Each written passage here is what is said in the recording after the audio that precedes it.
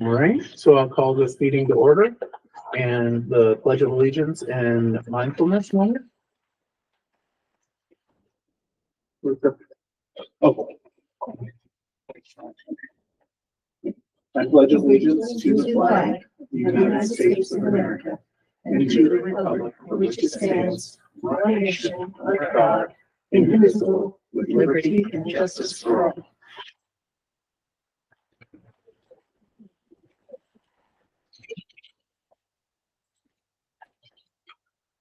In the mindfulness moment.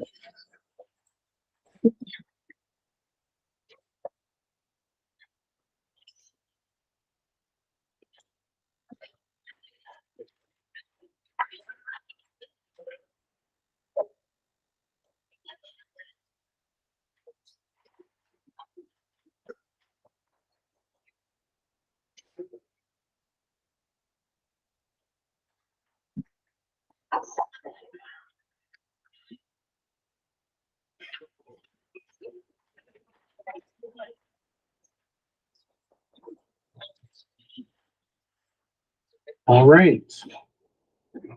Additions and deletions to the agenda. As folks know, I sent out an email saying that there's some significant additions, and given the fact that Stacy and Karen are here, I know that there was some concern about removing that item from the agenda. That will be something that the board can make a decision on. I'm not upset either way. They might be. Sorry. But we do have to add in the superintendent search, which would, I'm thinking we put that as number 5 and bump everything down. So faculty, staff reports and presentation would be 6. Consent agenda would be 7, so on and so forth. We also have to add in for, it was in the addendum, the Dayco Incorporated roofing bid. That would go under new business. So that would be 8.6. I would put that there. That's old business. It's 8 is old business. No, we bumped everything down. So the new 8 would be, yeah, it's confusing. We could, it's just because the superintendent search stuff is being pushed into number. Why wouldn't it be 7.6? Can I make a suggestion? Sure. Keep 5.1 and 5.2. Put superintendent search under 8 as 8.1. And if you want to take it out of order, you can do that. And then put 7.6 as your Dayco roof thing. That's a good idea. Yes. Okay.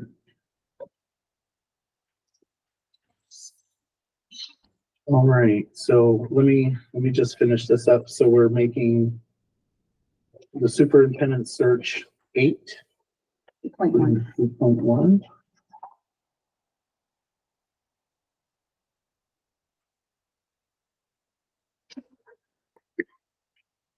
That would mean that the Dayco Incorporated roofing bid would be 7.6.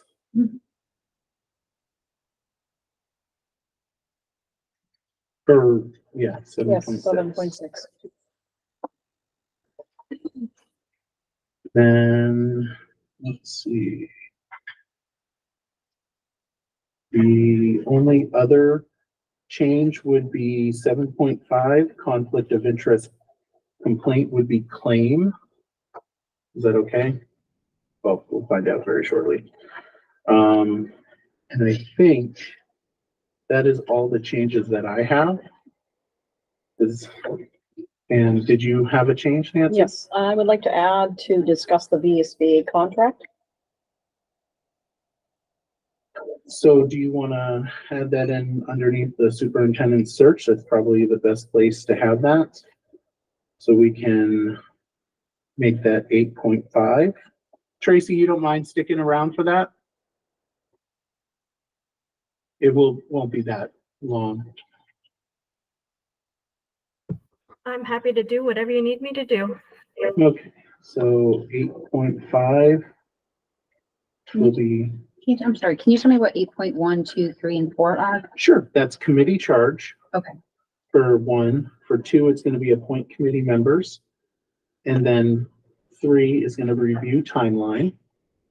4 is gonna be approved skills and attribute survey. And then 8.5 is going to be BSBA contract. Thank you.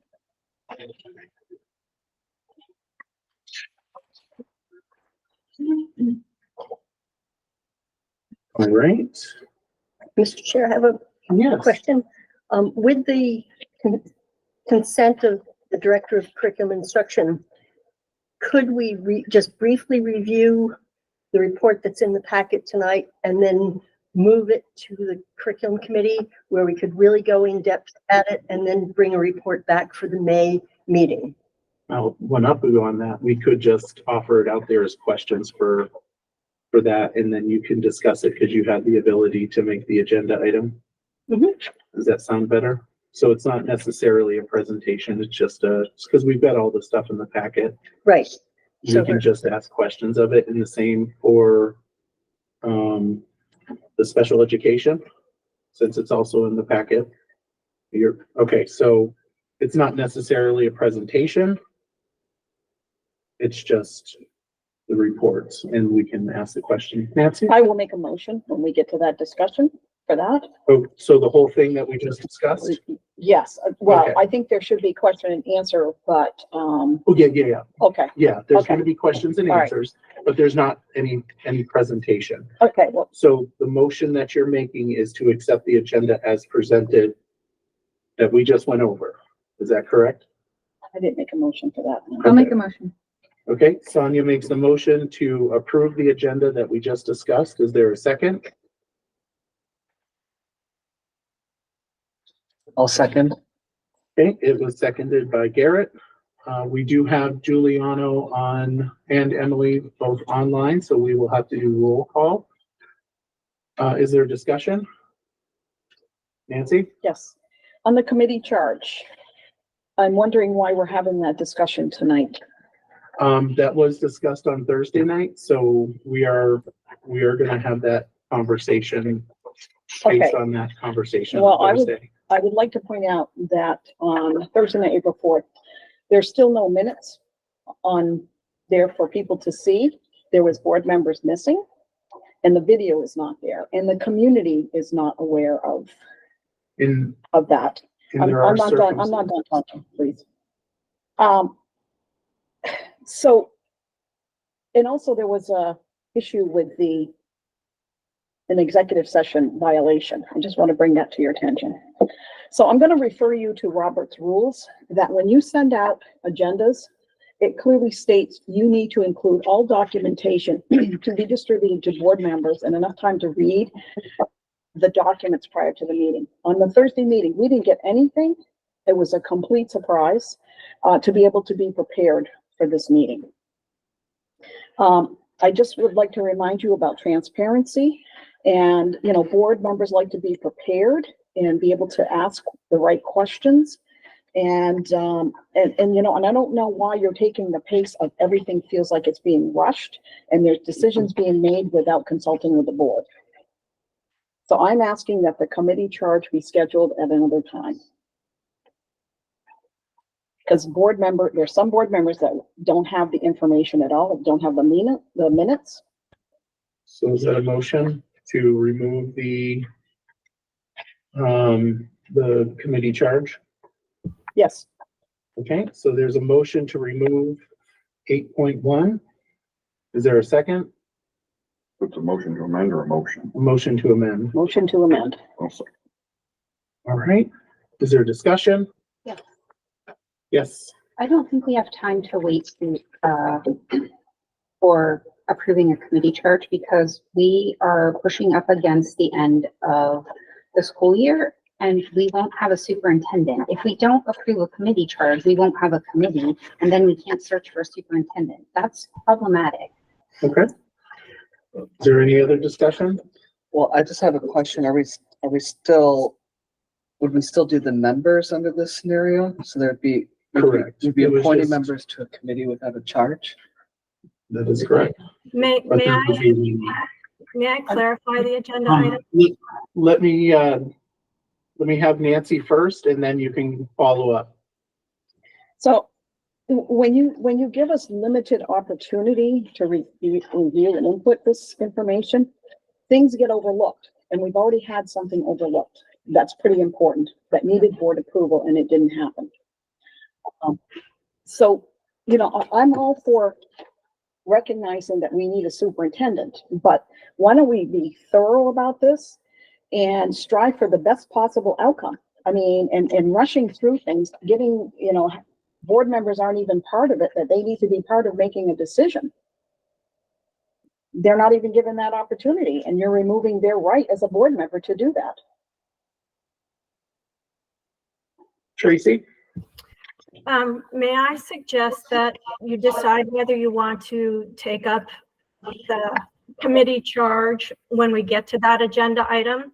The board did unanimously approve the charge at the last meeting. And so the purpose of tonight is just to appoint your slate or your candidates for the search committee, and your decision about whether you want 2 or 3 board members will simply amend the number of people on the committee as described in the charge if you choose 3. So that's all that the committee charge discussion was tonight. I think that the more important part of it is the election or the appointment of candidates to serve on the committee. I'm going to reiterate, there's board members that haven't got a clue what's going on here, and we just got this information. All right, so will the amendment? Did I see somebody raise their hand? Sorry, that was me. If people could just say their names. My name's Roberta Melnick. I teach at the school at Berry City. And I'm just curious who all the new board members are, because I don't have all the faces. So if you are new to the board, that would be really helpful to me. And getting the committee search going. This is not like, this has been done 2 years ago or 3, maybe Chris has been with us. This is like status quo, and it's really time to get the show going. It's not rushed. It's just stepping in to something that's happening within a very confined period of time. That's it. So we can certainly go around. My name's Garrett Grant. I was just elected to the board in March, and I represent Berry City. Nancy. Nancy Leclerc? Very real, very town. Michael Booton, Berry City. Sonia Spalding, Berry City. Alice Whalen? Sorry. She said Catherine Whalen. Alice Farrell, Berry Town. And Emily. Emily Wheeler Reynolds, Berry Town. And Giuliano. Giuliano Ceccanelli, representing Berry City. Okay. All right. So with that, I think there's no more discussion. So the motion on the table is to amend the motion to remove the committee charge. And Sonia, My vote your vote, yes, to remove it? to remove the committee No. charge. Okay, Catherine, Yay. Alice,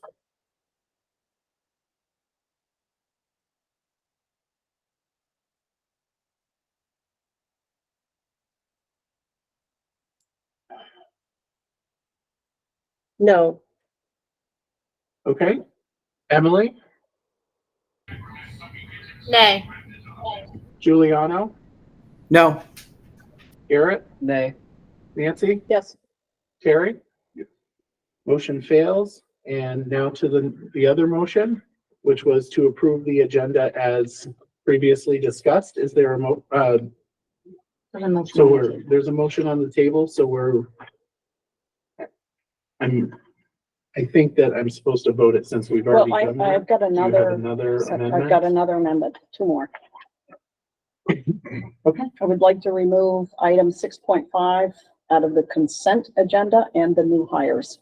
Enrollment home study reports out of consent and also the new hires. Okay, so to remove that and put it where? Down under current business. So there is a motion to amend that's got a motion on them, amend the motion to put new hires and enrollment home study reports down in current business. Is there a discussion? All right, none, so I will go around. Sonia, Aye. Catherine, Aye. Alice, Aye. Emily, Nay. Giuliano, Aye. Garrett, Nay. Nancy, Aye. Terry? Aye. All right, so we're moving home study and new hires down to current business.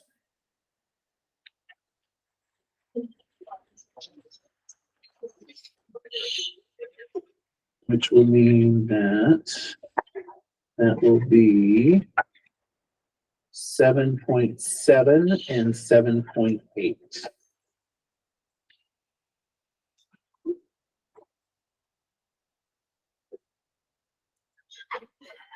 All right. And you said you had one more? No, that's it. Oh, that's it? Okay. All right. No more discussion? Could you just reiterate what the motion is on the floor that we're Sure. discussing? So that So at everybody this understands that. moment, we're approving the agenda with the superintendent's search, which includes the search committee charge, appoint committee members, review timeline, approve skills and attribute survey, and 8.5 BSBA contract. That is going to go down under old business, but we're going to take that out of order. Then we are adding in 7.6, the Dayco Incorporated roofing bid. We are moving new hires and enrollment home study reports down to current business, making them 7.7, 7.8. We are also modifying 7.5 from complaint to claim. Does that sound about right to everybody? All right. No additional conversation or discussion? Okay. Sonia? Aye. Catherine? Aye. Alice? Aye. Emily? Aye. Giuliano? Aye. Garrett? Aye. Nancy? Aye. Sorry. Terry? Motion passes. Moving on to agenda item 4, which is comments, public comment. Is there a public comment? Fern? You want to go first? Oh. I'm hiding behind my phone. Oh, Hi, I'm Fern Rose. I'm new on the curriculum committee and we met last week. And I want to personally say how much fun it was to nominate Alice, who was a few minutes late to be chair. And she came in just as we were doing it and all laughing. I would just like to note, I was not nominated because I was late. No, but we were doing it in jest of, you know, how when somebody's not right there, that's the first person you, but it was something I went with the intention of. And she did not disappoint. She brought us what she called homework, and we were able to have some really meaningful discussions. And I just want to thank you, Alice, for all that you did to prepare for that meeting. I just felt so positive when I left, and I wanted to share that. thank you. And on another note, I noticed that some of our committees aren't filled with board members, and there are some board members that aren't participating in committee work. And as someone who represents me and all of our students, I would really appreciate finding out either why, if there's some reason, or what's happening with that our committees aren't being fully filled by board members. Thank you, Thank you. Because we had a good meeting. No, round of applause for Alex. absolutely. All right, Jody. Nice to see you. Nice to see you. Jody Emerson, Superintendent Director of the Central Vermont Career Center and also a Berrytown resident. And I get the honor of having Alice as my chair this year too. So she's got her work cut out for her. I just wanted to speak to you because I believe that the board needs to make a decision at this point. And so I made a facilities request to Chris Hennessy in February. And it included my facilities group at that time for space for a welding program. And he checked in with facilities director and with principal for Spalding High School and declined, and so that we couldn't take the extra space. And I'm sure I know there were good reasons for that. And we have our instructor, a Spalding graduate, ready to go. We have 16 students ready to enroll in the program with a wait list. And we desperately need a space for this. And this is the second year that we've tried to get this off and running. The two viable spaces that I found previously, one was at Cabot School, one was in Waterbury, which both of those are really hard to supervise. And especially a program like welding, that's really high risk. And so it would be wonderful if we could find a space here. We had initially identified the maintenance shop, which was Gary Santine's former tech ed classroom, as a potential site.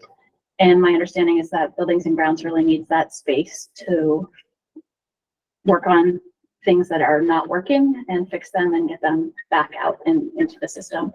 And so I'm appeasing to you. My facilities committee did decide that this was needed to be a board-to-board discussion. Unfortunately, recently the AOE gave us an April 30th deadline. And I know you just all exchanged your agenda for tonight.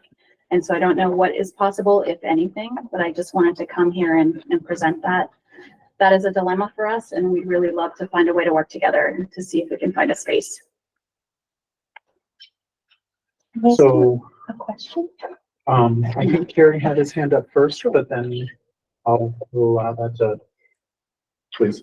So ideally, it'd be best if space was here, but space outside of here is acceptable. We could It is find something. acceptable if we can find it. Square footage, what do you think? 160 square foot per welding booth station, plus a classroom space that's large enough for 16 students. I'll go to work for you. Okay, I mean, we did have a DMS location previously that they always said was not viable because it was not large enough.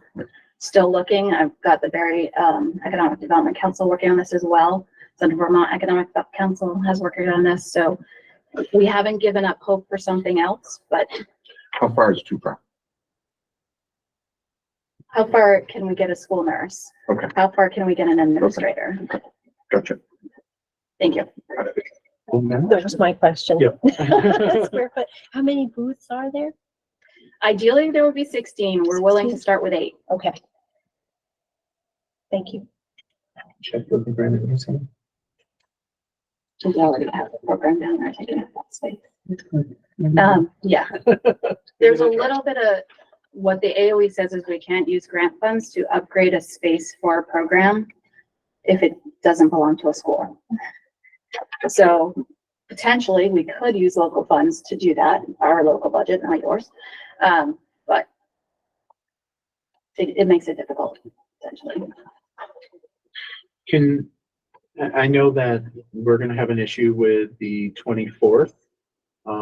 But we can always, if there's some way that we can get this on an agenda before the 30th, and we can have that conversation at number 11 to figure this out for you. I'd If appreciate you the can. help if you can do it, and we'll keep looking elsewhere too.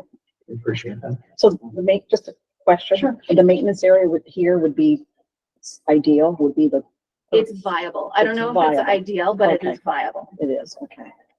Ideal would be much larger space, of course. A larger space. How Yeah. big do you? know? Already outfitted with, Okay. I can give you a list if you want. Yeah. yeah, Um, I can, in advance of whatever meeting you're able to put it on, I can give you all those parameters that we need. okay, that would be great, because I'm wondering is it a case of just going in and get set up, or is there? So Project Work Safe would have to tell us in a space, what we would need to do. And then we would need to prove to the AOE that we can upgrade it in time for the school year to start next year. So there's a lot of things we have to do by April 30th. I already know what the maintenance shop space needs. Okay. I potentially could know what a few ground level classrooms might need, but other than that, the spaces that I haven't looked at, I can't tell you. So we're, Paul, I just have a question for the director. What's the voltage requirement to? I'm gonna defer. What's that? Voltage requirements for the Voltage weather. requirement. 8 stations or 16 stations? As far as like a panel or something like that set up to draw total power, I wouldn't know. I would have to figure that out. But ideally, there's gonna be a potential of 8 220 welders running all at the same time. 8, or if we get to 16 booth, potentially 16. Good stuff. all right. So we'll get that on for a special meeting, make sure that's taken care of before it's there for you. Wonderful, thank you.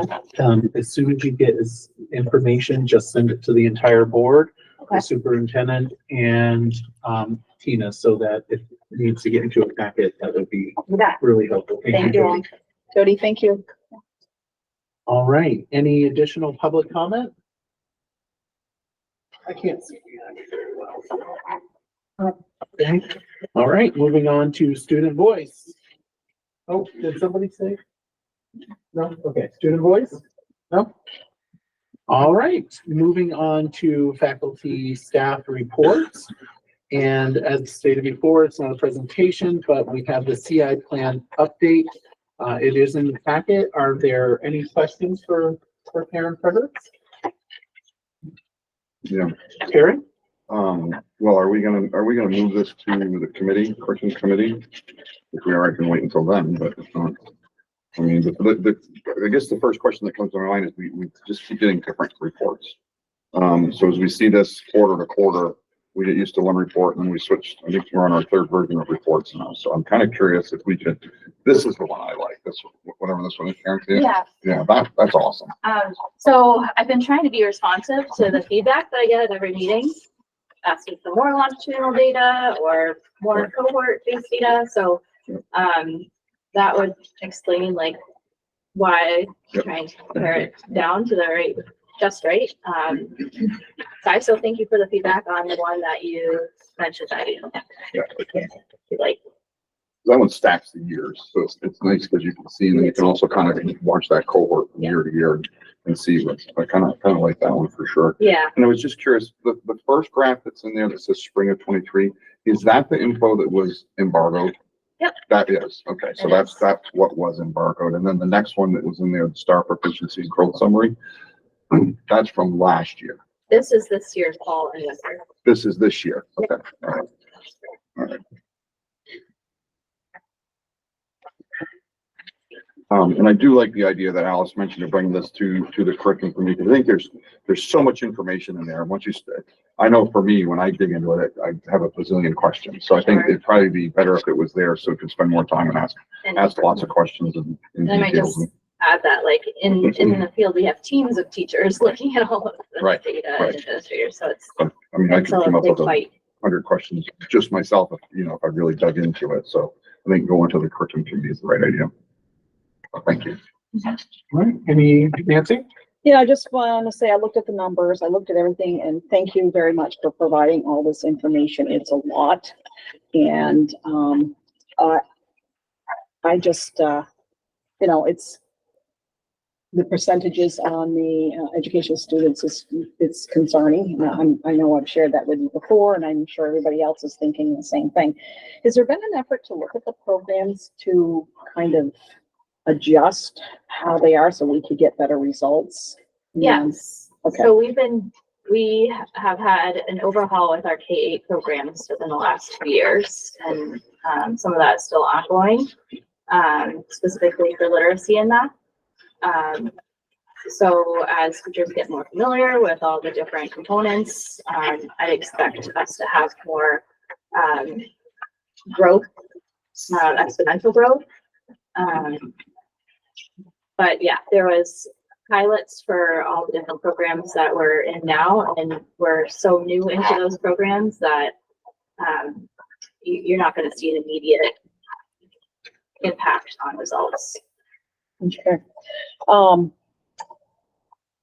I was on the curriculum committee last year, and this is one of the areas that I was hoping that we would then able to tear into and dissect and discuss. But I'm glad to hear that Alice is willing to, and is this proper time to make a motion? Because I'd like to make a motion that we refer this matter to the curriculum committee. I don't know if it's appropriate. You have the ability to make a motion anytime you want, so. Okay, I would like to make a motion that we move this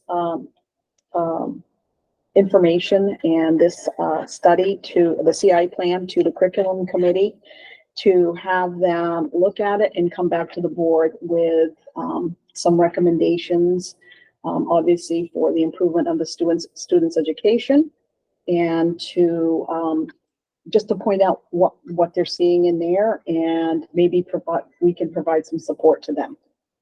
So your motion is to move the CI plan update to the curriculum for them to review and provide feedback on it. On the education of our students, and if there's any information that sticks out that should be addressed with the board.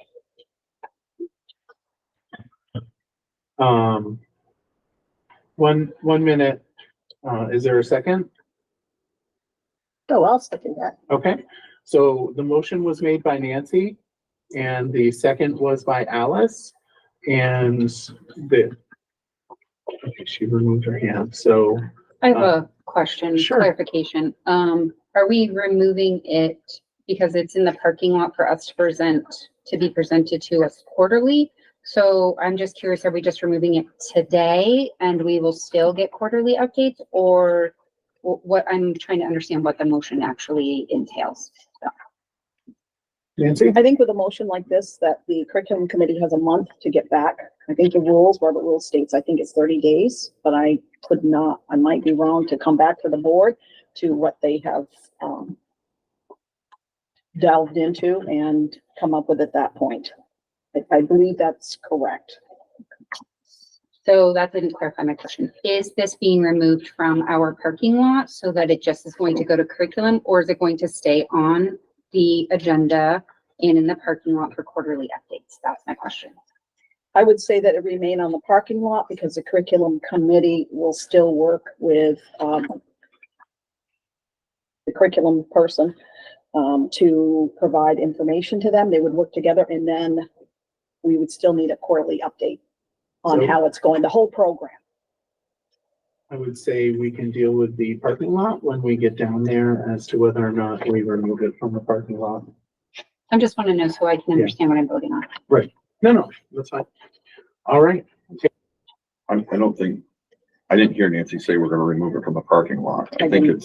it's just moving this one because this was really big. There's a lot of really good stuff in there. And I think it deserves more time than we can probably spend here. So I think this is just for this one, and it stays a quarterly item on it.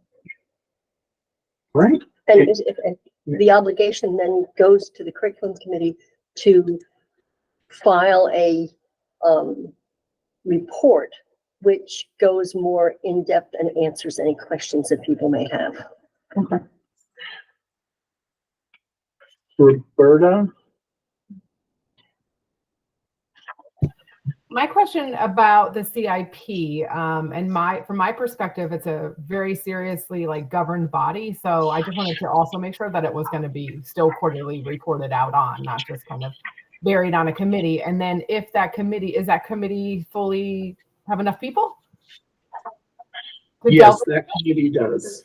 Okay, Yeah, so it's and- going to be quarterly still, just tonight I just had that question as well. Tonight it's being put in. And Karen says the first Wednesday of every month, 6 p.m. is when the curriculum committee meets. Okay. All right. Yep. Thanks. Any other discussion? You're welcome. None? All right. Roll. I just have a question, clarity. Why wasn't the curriculum committee meeting fully membered up? It was, It is. I mean, it is. but we just heard a little while ago that not everybody was in attendance for that meeting. Was there something amiss, communication or something? I don't think there was any, Yes, I can, Mr. Chair, can I speak to Sure. that? There was an error in emailing material to Catherine, unfortunately. So Catherine was not in attendance because she was not informed of the meeting. So that is corrected as of now. okay. All right, with that, I'm going to go. Emily? If people are speaking in the room besides board members, can they please identify themselves by name to help clarify what's happening in the room for the people online? That's good, and probably come up as well so that we can hear, but that was Paul Malone. For the record. All right, going around now, Sonia, No. Catherine, Aye. Alice, Yes. Emily, No. Giuliano, Aye. Garrett, No. Nancy, Aye. Terry. Motion passes. Congratulations, Alice. We're all done with you. Thanks, Karen. Karen. Thanks, it's great work, by the way. I know a lot went into that. All right, next up, Stacy.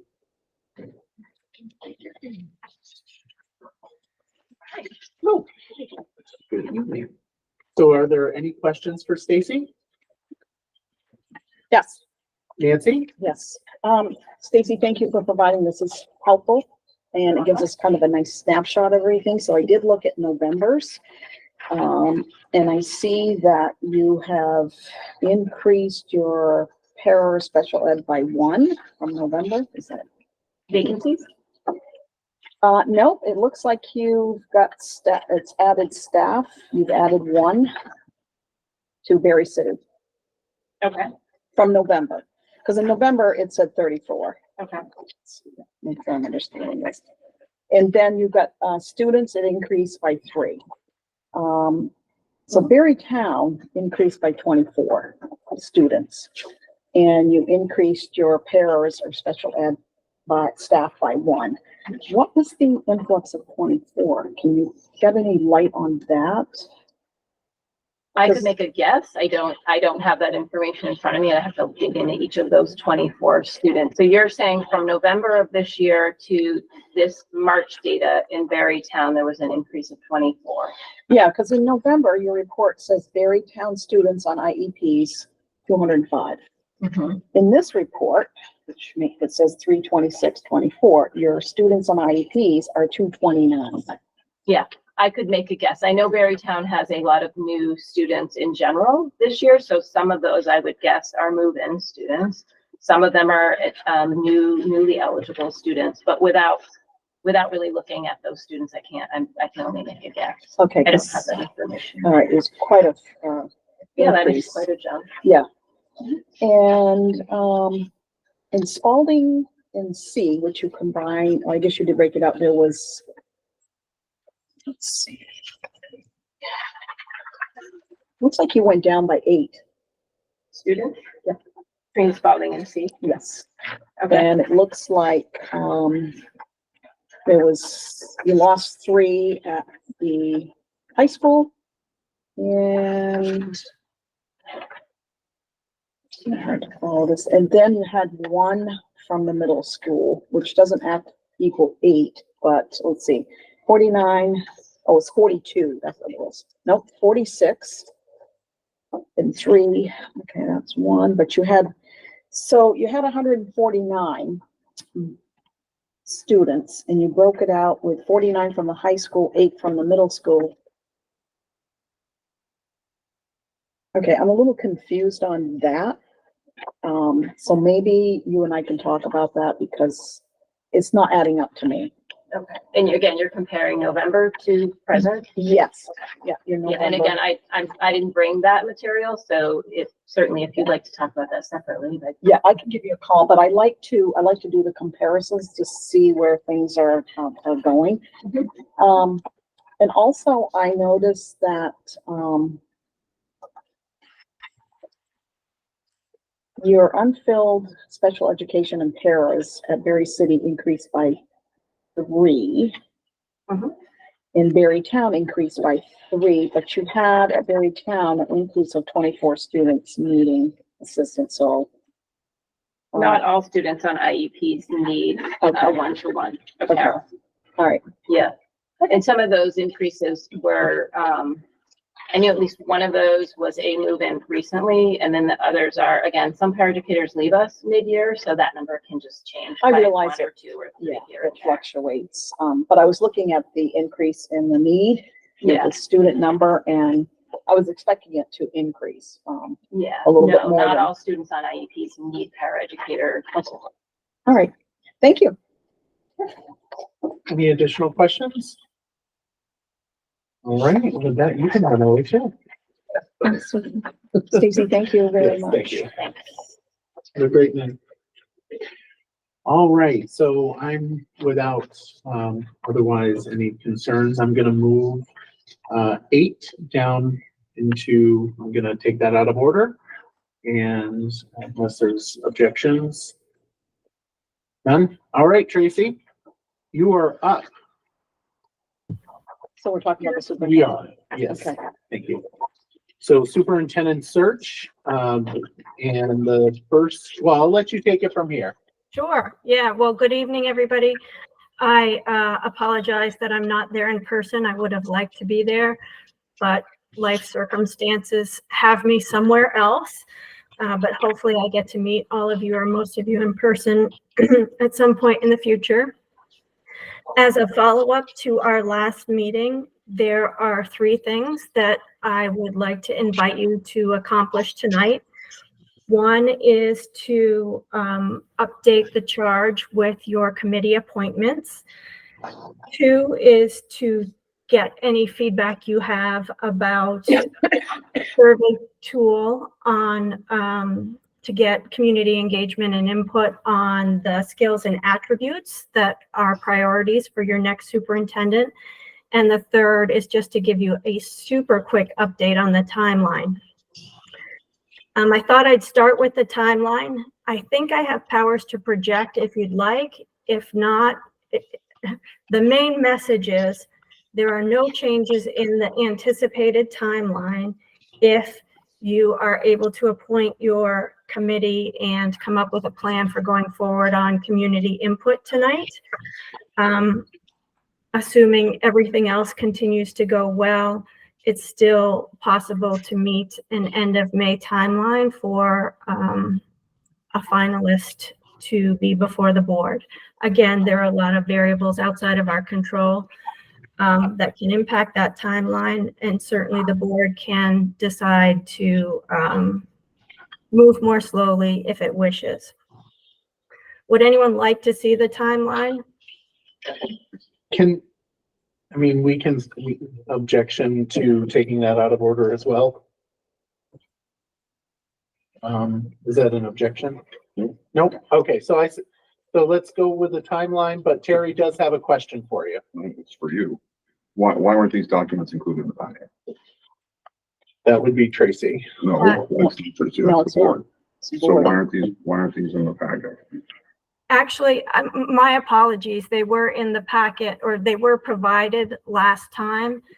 And I certainly can make them available to everyone again. And I have them here to project. I am moving at a super fast time pace with the hopes of getting you the best results possible. Again, I can certainly adjust my practices now that I know that that's your norm, and try and do better going forward.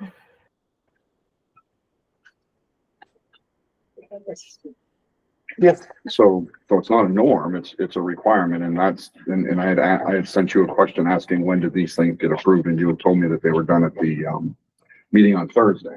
Mhm. And I asked you when, and you said you sent me an email Thursday night at 9:49, which I'm assuming is after the meeting. Is that correct? That is correct. So the agenda that came out for this meeting also, for that meeting on Thursday, also had no documentation. That is correct. So how is a board member supposed to be up to speed on this and or the community? Because this is a publicly warned meeting and you're not putting out the material. So here we are doing exactly the same thing again. This is a publicly warned meeting and now we have documents that have been shared with the board or the community. So we did walk through and actually read through every document in its entirety, nearly. I summarized some points. And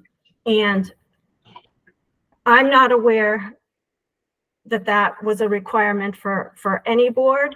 It's common for boards to get materials for the first time with an explanation and with discussion. And sometimes they're information only, and sometimes they're for action, and sometimes boards are ready to take action in the moment, and sometimes they need more time.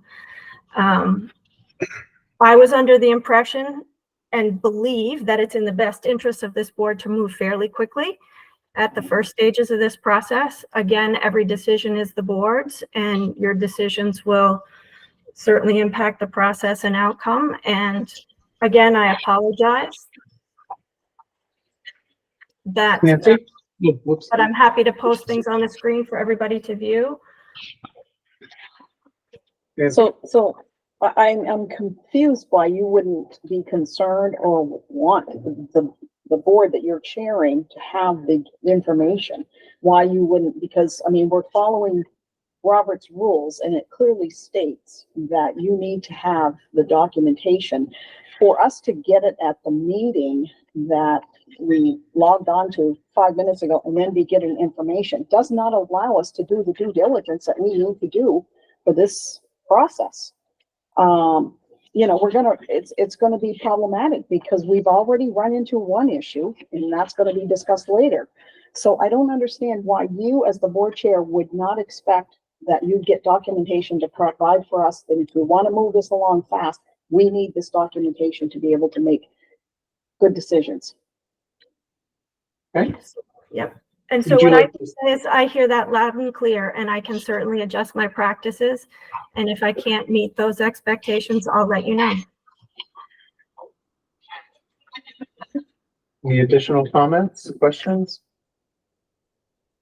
All right, so the agenda item 8.1 is to modify the committee charge and to make it either 2 or 3 board members. Does anybody have a suggestion for board members? I guess what maybe I should ask is there a motion to have up to 3 board members? And should we have a motion for that? Why don't you just see who wants to do it? Yeah, let's see. Who wants to be on the committee? I have a question. Yes.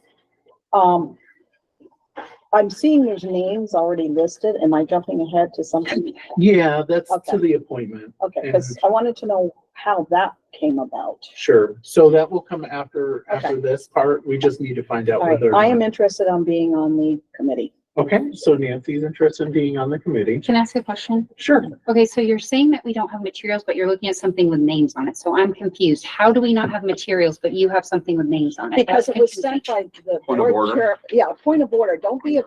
Point of order. No, I called the point of order. I don't So- understand. We're not supposed to Okay. use it. then you need to Let's- take it up with the board chair. I don't understand. Can you please clarify for me? I'm assuming the documentation that you're looking at is the email that I sent earlier, correct? That's it. That's all we Oh, got. so board members do have documentation. Okay, just want to make sure. Thanks. Thank you, board chair. Terry? No, that is not correct. So part of open meeting law and transparency in Robert's rules is the information is provided in packets, not just so board members see it only board members see it. The community also has a right to see this stuff, so they can make informed decisions, and if they so choose, show up and be able to participate without finding this information at the last minute. So Perfect. yes, the chair, point of order. Point of order. Can you just, okay. Would you like to finish your? No, thank you. Okay, any additional comments? Is there Could I- somebody else that wants to be on this committee? I would consider being on the committee. Okay, Alice would like to be on the committee. Is there anybody else? I will personally say my preference is to have 3 people. This way we break any ties if needed. I'd like to be on the committee. Okay, so that's 3 that want to be on the committee. So is there any, well, I mean, Rachel? Hi, I sorry, feel like I'm you're in over person, here. but I realize I'm behind you. Rachel Van Vliet. I'm just wondering, and maybe this isn't the time to ask, but checking in about the number of teachers who are represented, because we have 1 teacher to be on the committee. And so I'm just wondering why it's might be 1 teacher, but 3 board members. And maybe now's the time, but maybe not. So probably ish, only because we're talking about how many board members to be on the committee. I'm assuming, Tracy, would you like to answer why we should have 3 versus 2 or 2 versus 3? It's totally your preference and what you're comfortable with. My hope is that you appoint people to the committee who represent a variety of viewpoints. And as I said last time, that you have at least 1 person who has the skills to chair a meeting. The committee will elect their officers, of course, but having that knowledge on the committee is important and helpful. Do you want me to talk about the rest of the committee composition conversation or wait? Just wait, because we're still working on the board involvement. Did that answer your Yes, question? and I can clarify, I don't necessarily want less board members. I just would like to see maybe more teachers, or if there are going to be 3 board members, maybe at least 1 more teacher. We also have a para rep, I should say. So thank you for those reps. All right. Terry?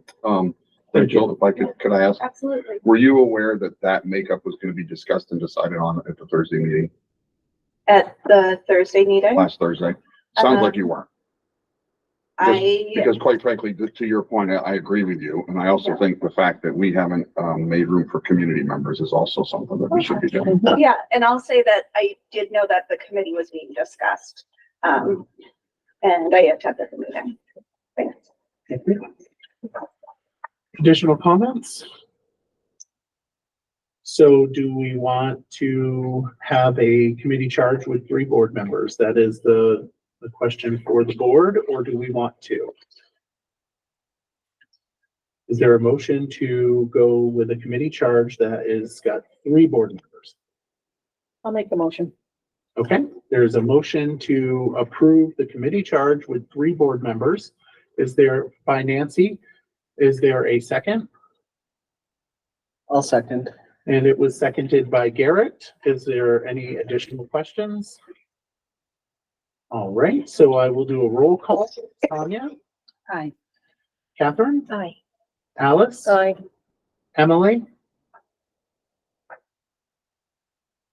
Aye. Giuliano? Aye. Garrett? Aye. Nancy? Aye. Perry? All right, motion passes. Moving on to appoint the committee members. Tracy, would you like to speak on some of the conversation that has evolved in the previous agenda item? Sure. Just want to remind folks that we did discuss a number of options for committee structure, including a much larger committee, similar to the committee that you used last time, and the board opted for a smaller committee structure with fewer members to try and establish a committee that could be pretty nimble and able to move fairly quickly, so that you have a good chance of attracting a good candidate and having a superintendent in place by July 1st. So that was at least a part of the rationale, I think, for the board's decision to go with that committee size. We also discussed a couple of processes for getting committee membership outside of the board, and opted for a speedier timeline and process as opposed to a longer process where people, for example, applied and were selected. And the process that we discussed and I used was I reached out to union leadership and a senior staff member in that category of employee and asked them to work with their peers to nominate someone to serve on the committee. Remembering that we met on Thursday and I was able to reach out to them on Friday, they did an incredible job of doing that work and getting back to us in time for tonight's meeting. And their recommendations are Mary Bowers, who is a math science teacher at Berrytown Elementary, Miranda Green, a Berrytown Elementary para, Brenda Waterhouse, principal at Berry City, and Lisa Perot from central office. I would just add that every interaction I've had with anyone on your staff has reflected high levels of professionalism and commitment to the district, and I'm confident that even though we asked them to do a very sensitive job in a tight time frame, I'm confident and trusting of their nominations. All right, thank you. Is there any question? It looked like you were starting to raise your hand. Did you? I'm just waiting when we can talk about these. Sure. Is there a motion to approve the appointments of Mary Bowers, Miranda Green, Brenda Waterhouse, Lisa Perot, and Alice Farrell, Garrett Grant, and Nancy Leclerc to the Superintendent Search Committee? And it was motioned by Sonia. Is there a second? Second. Seconded by Giuliano. Discussion? Yes, how did we, if she said this, I didn't understand, how did we come to these people? How, Sure. Was there a pool that people just put their names in and it was drawn? So she did speak on it, but can you just dive a little bit more into that? I simply asked them to work with their peers to appoint a designee. And so they may have used different processes depending on their position or the stakeholder group that they're representing. I trusted them to fulfill a leadership role in selecting someone. And they being who? Leadership. The union leadership? Which, okay. I see Lisa Perot is on here, which is fine, but I'm very concerned because of the current budget situation that she, we're right in the middle of doing a revote on a budget and we're still working on that. And that's going to take time and reports. So, and we're trying to push this through for the end of June. So that is a concern for me that she will not be able to have the available time needed. Can we just end it? Lisa, are you online? She is not here. I know she expressed interest of the 3 remaining directors be part of this.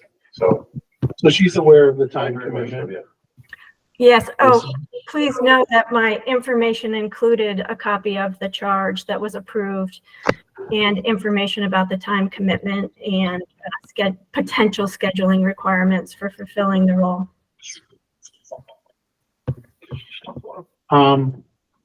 Colleen, is that what it says? Yep, Colleen Cresco.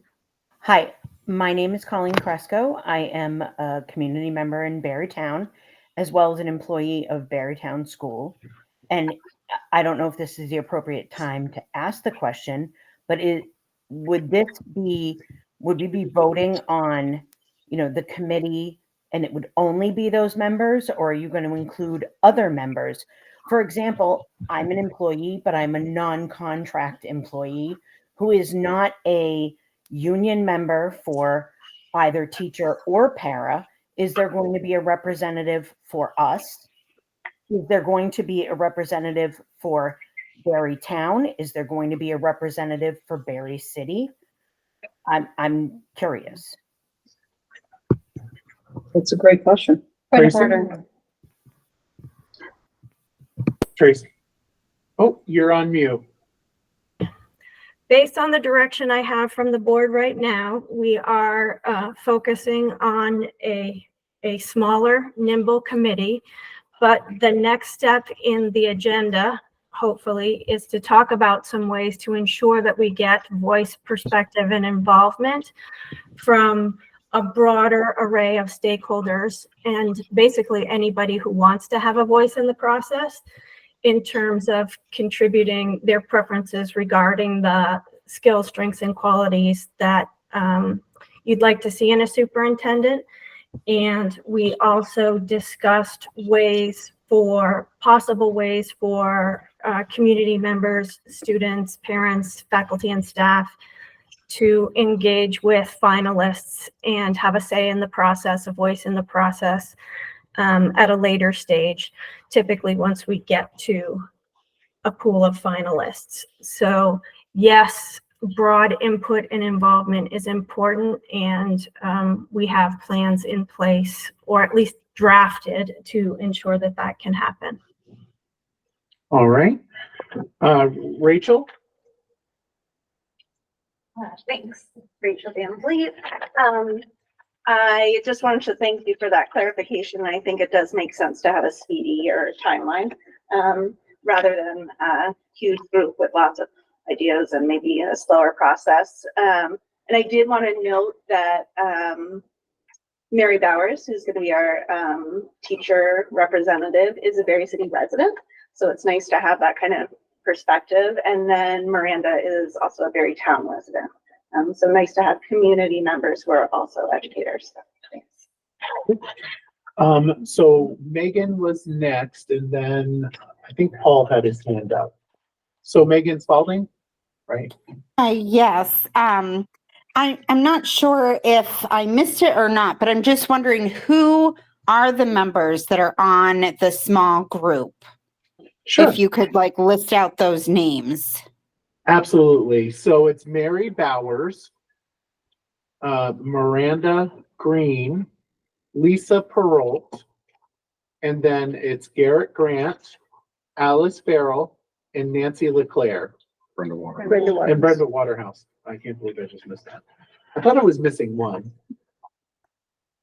Did that answer your question? Yes, thank you. I also too would really appreciate more community input. I'm just really concerned with how, with selecting the right candidate. I feel like we have a huge loss, and I'm deeply sad about that. And I really want to find the right fit for our district and make sure that parents' voices are being heard. Thank you. Thank you. Paul? Come on down on The Price is Right. Just my way through the maze. My only thought on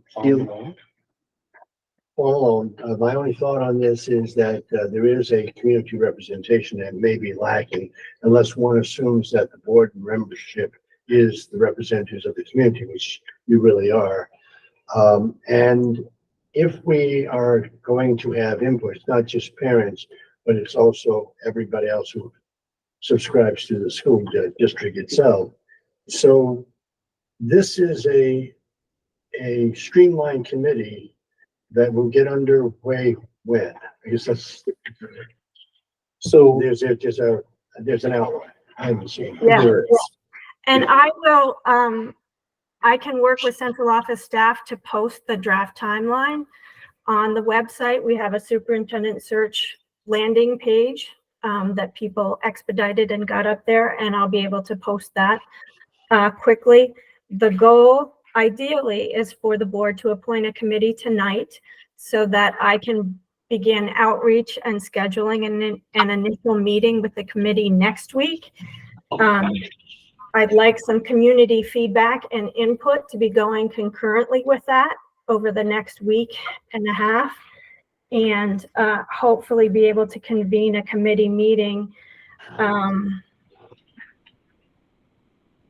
the week of April 22nd. Well, just to follow up, I had another question really aligning with what's been said here. You want to get community input. I'm just wondering how that's going to be achieved. And secondly, is most of this going to be carried out in executive session when you're actually doing interviews and so forth? The committee's interviews will be an executive session. Committee training and things like that will be open session, but understandably discussions of what interview questions we're going to ask and the details of individual resumes and applicant qualifications will stay in executive session during the time the committee's doing its work. The other question you had was about community engagement, and we'll dive more deeply into that shortly. The first suggestion is that we do a broad community survey, inviting people to prioritize the skills and qualities and attributes that they think are most important for the next candidate. The search committee will synthesize that and prioritize the feedback. That feedback, along with their impressions of the candidates, will go with recommended finalists to the board, and we'll plan some additional community engagement at that time.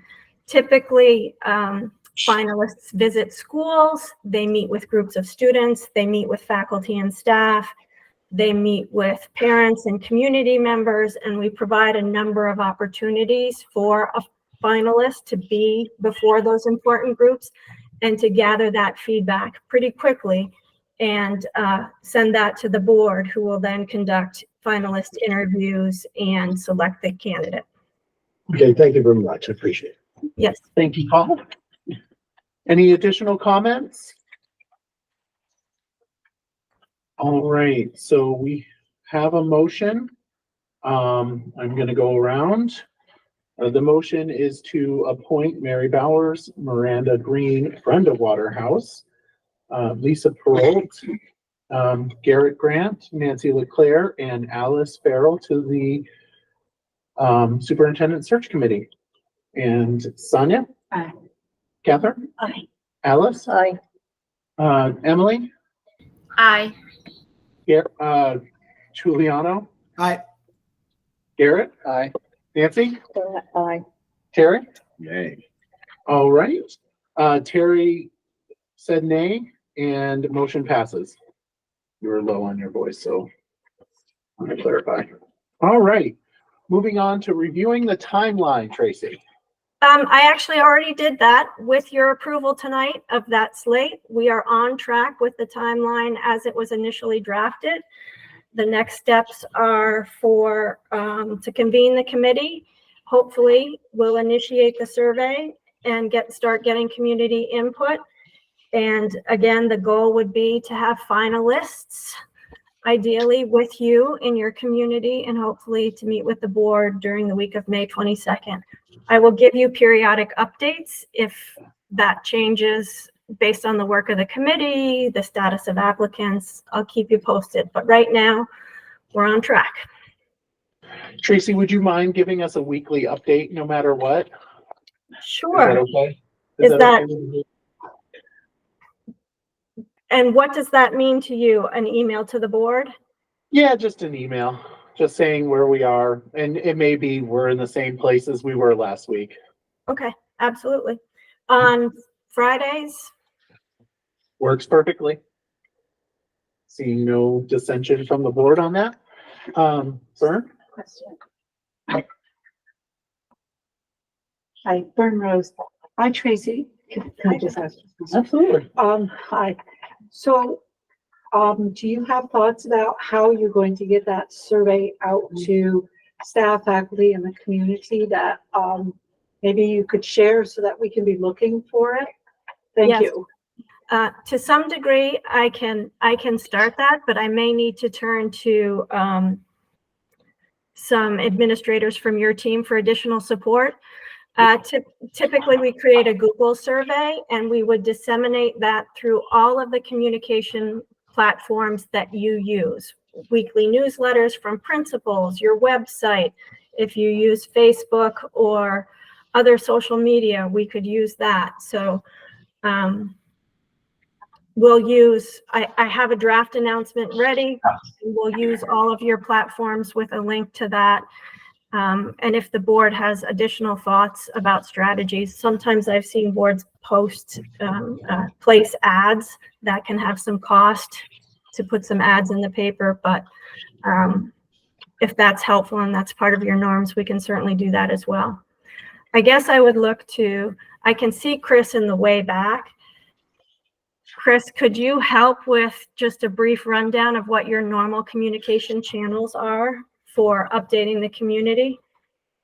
Yep, we use Infinite Campus to send out messages to all of our school community.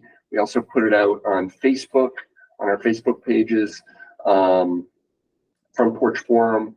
So we use those typical channels to get stuff out, which would be easy enough to replicate. Perfect. We will do that.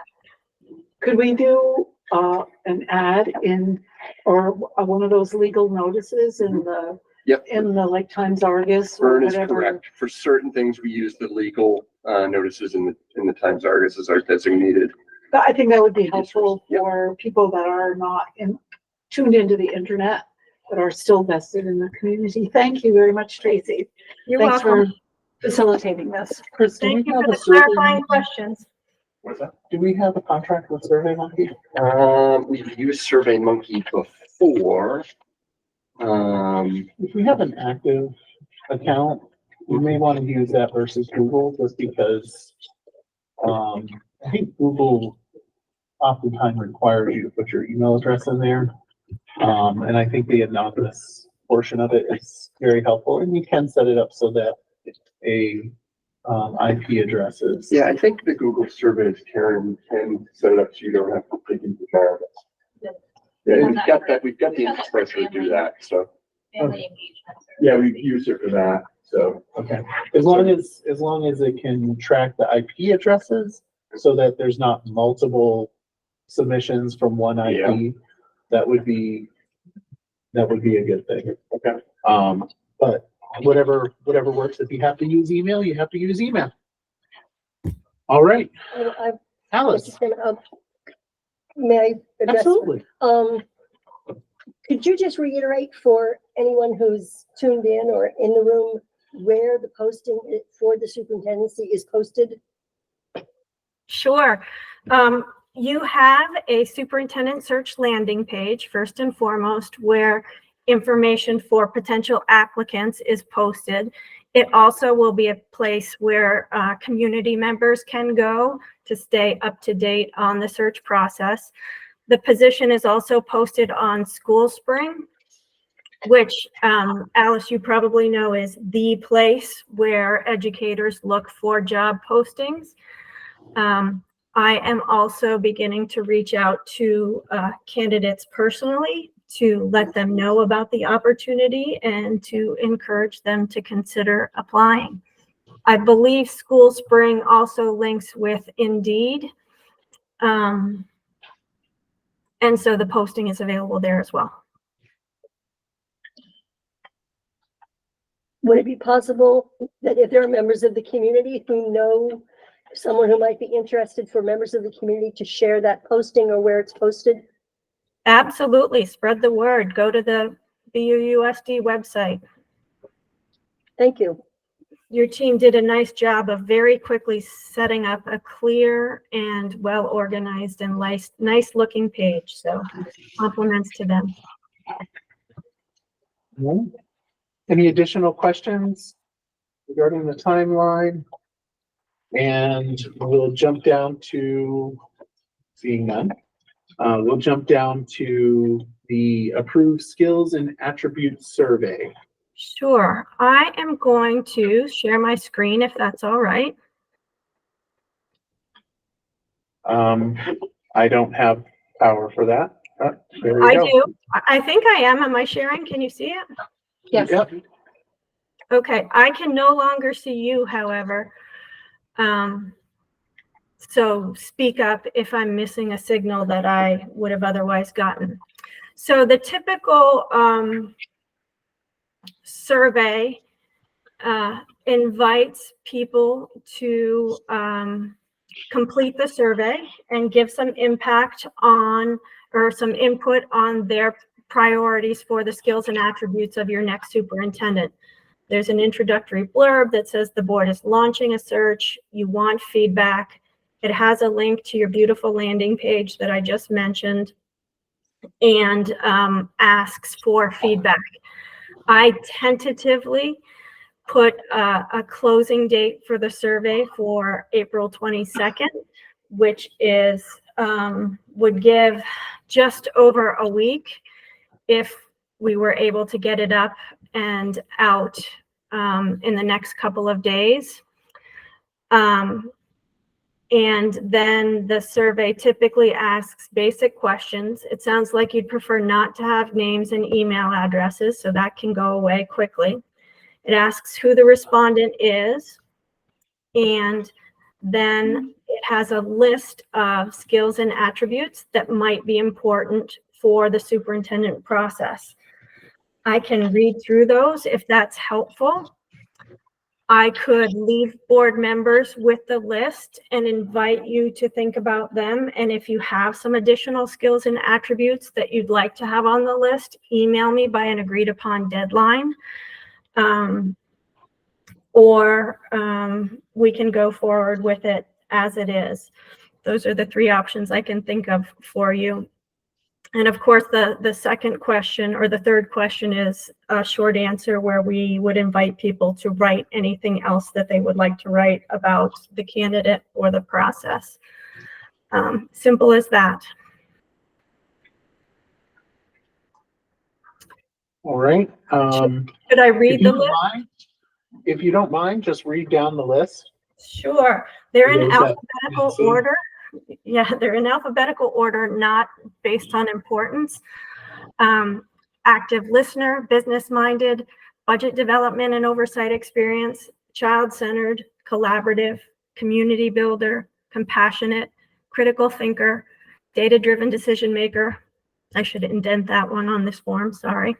Decisive, dedicated, effective communicator, emotionally intelligent, empathetic, entrepreneurial, ethical, fiscally responsible, flexible, focused on diversity, equity, and inclusion, a good listener, honest, leadership experience, lifelong learner, motivational leader, open-minded, optimistic, organized, passionate, problem solver, realistic, a reflective thinker, respectful, servant leader, strategic thinker, teaching experience, transparent, visible, visionary.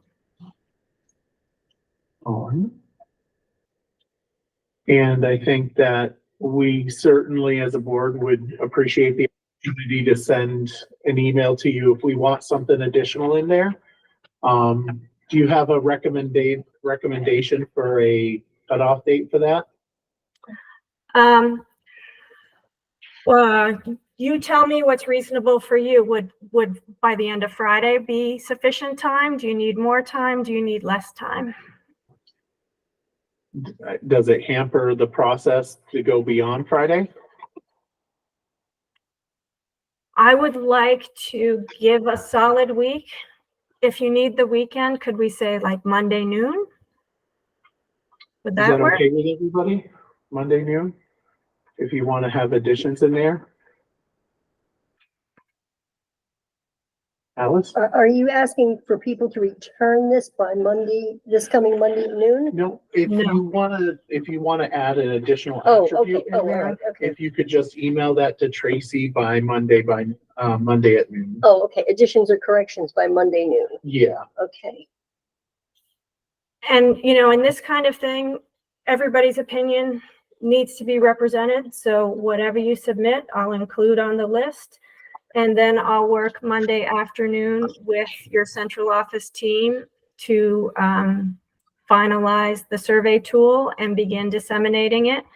And, you know, with that agreement, we can still stick with the timeline and ask for feedback by Monday, the 22nd.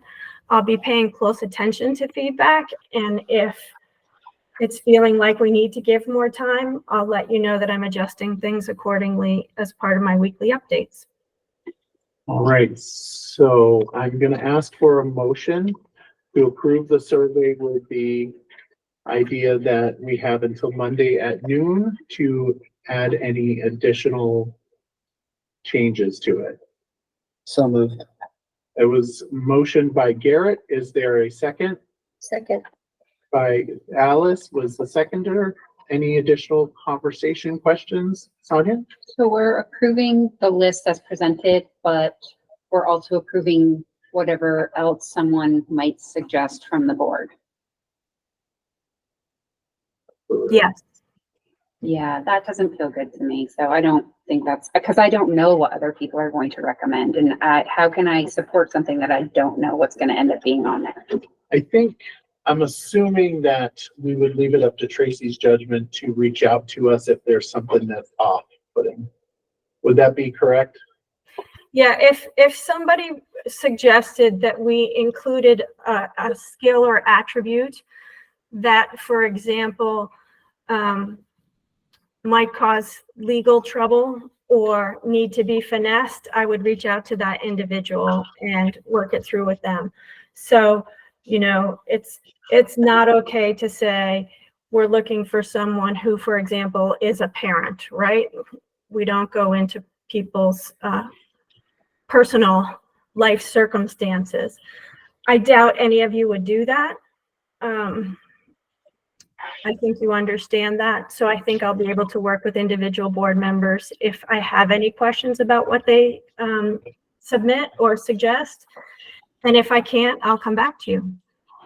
We're basically to Tracy's judgment, which I feel is, I mean, it doesn't matter what I feel. Emily and then Nancy.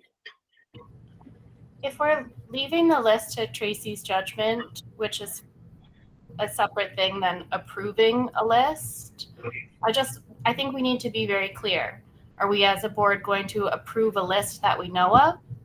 Are we as a board going to approve a list that we partially know of?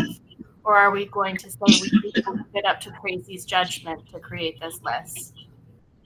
Thank you. Nancy? When are we gonna get weekly updates? Is it every Monday, Tuesday? Every Friday. Every Friday? Okay. So I was thinking, if we could just approve what you have there now, and then if anybody has anything else, you could present it to the board just for review first. And, if there's no issues, then we could send it on to Tracy.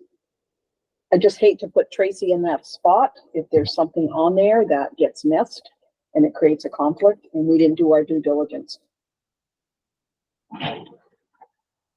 The only comment that I would say is that, you know, we would trust her, and I think we should trust each other.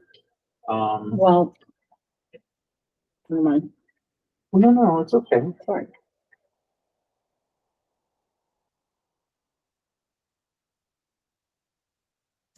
I believe in you as a board, and I believe we can work together to put out a survey to get community impact that everybody can live with.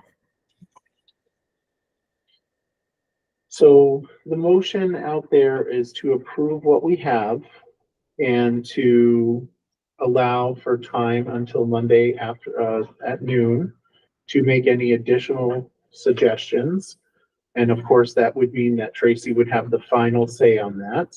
And that's the motion, unless the motioner and seconder want to remove their motion. Otherwise, any additional discussion? None. So I will do a roll call. Sonia? No. Catherine? Yes. Yep. Alice? Yes. Yes. Giuliano? Aye. Emily? Nay. Garrett? Aye. Nancy? Nay. Terry? All right. Motion passes. All right. And all right. So that's my work for you tonight. Good job. You accomplished everything I'd hoped you would. Thank you so much. I'll Sure, stick if around. yes, if you could. Did you need something else from the board before the 24th? Or the No, I have what I need to go forward with the survey and convene the committee. And I will begin my weekly updates. And also you'll start to be able to see updates on the website. All right, thank you. So, yes. Who will be sending out the notices of the meeting? So I'm assuming that would be Tina as well? I am working directly with Laura Potter. Oh, okay. And she's been staffing me. We've finally, we've settled in, and she's doing a great job, and she's exceptionally responsive. She'll be my lead contact, and if she needs help from somebody else in the central office team to do postings or things like that, she'll be able to do that. We already have a section on the superintendent search website for minutes, for example, for the committee minutes. So we're ahead of the game in terms of preparing for that piece of the work. Could you just confirm for us, Tracy, that the first meeting is April 22nd? I cannot confirm that. My goal is for it to be the week of the 22nd. My next step is to reach out to committee members and see what your availability is. I really want to make sure everybody that you appointed is at the table. So the first step is scheduling. Just want to say thank you to those that stepped up and are going to take this pretty difficult task. All right. Yes, Nancy. I'd like to say, Tracy, thank you very much for your time. Appreciate it. Thank you. And if you don't mind, just stick around just in case I need you for the next, which is 8.5, the BSBA contract. Nancy? Yes. I was reading through this contract. I see you signed it on April 3rd, but this has not been presented to the board for approval, which I was surprised because we just did the reorg and we discussed about contracts being signed after the board approves. But one thing that I didn't notice in here was the third party mention in this contract. Okay. So, which would have kind of solved things or answered questions at the last meeting on April 4th. So there was nowhere mentioned in here that there's a third party. I'm looking at full disclosure. That's what I'm thinking about. And us doing our due diligence, which this should have all been read by the board. And the other question I have on this, did it get vetted by our legal counsel?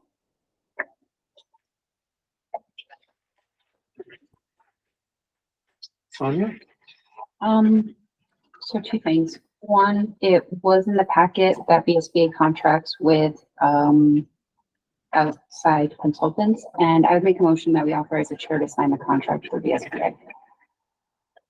All right, so I think it would be more like ratify.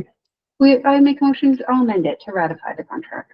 Okay, so there's a motion to ratify the contract. Is there a second? All right, so the motion fails due to a lack of a second. I'm sorry, I had technical difficulties. I'm so sorry. Okay, so the motion by Sonia, seconded by Emily. Is there any additional discussion? Nancy? This needs to be vetted by legal counsel. All contracts need to have that review. Is that a motion to amend the motion? Yes, I make a motion to amend the motion to have this contract vetted by our legal counsel. All right, is there a second to that? Sure. Terry made it was motioned by Nancy, seconded by Terry to have the legal review of it. Let's see here. Is there anybody on there from VSBA? No, if I had known that this was going to be on the agenda, I could have arranged for VSBA to be present. So I can't really answer to the terms of their contract or their organizational commitments. I can only answer to mine. To the extent it's helpful, and I appreciate your questions, Nancy, it is typical for several of the organizations to contract with search consultants as part of their services. I did skim your minutes from the March 27th meeting, and I saw that you were also looking at NASDAQ, and I'm familiar with them and have worked with them as well, and they also use consultants as part of their search process. So, good question. Common practice may not allay all of your concerns, but it may help to know that it's not a novelty or a practice that hasn't been effective in the past. Okay. Yeah, I'm not questioning. Oops, sorry. Yeah, let me just get to Emily, then Carrie, and then back to you. Yep. Emily? Thank you. Can I ask a procedural question about amending motions? Can you explain how that works? I thought the person who made the motion had to agree to amend it. Is that? No. Yeah, so how the amendments go, technically there's no such thing as a friendly amendment, but we allow those kind of things to happen. When an amendment is made, it has to be done in the form of a motion. And then we have to vote on the amendment. And if it fails, then the original motion is just the way that it is. And if it passes, then it's added into the original motion. Thank you. You're welcome. Carrie? I just wanted to make it a statement. Just I am here and I am a VSBA employee, but I'm here as a Berrytown citizen, not as a VSBA staff member. So I'm just listening as a citizen. Would you be opposed to me asking you a question? Yeah, Yes. I think Okay. so. Yeah. Okay, that's fine. Thank you. Nancy? Yeah, I'm not questioning your services. I'm not questioning your expertise. I'm looking forward to working with you.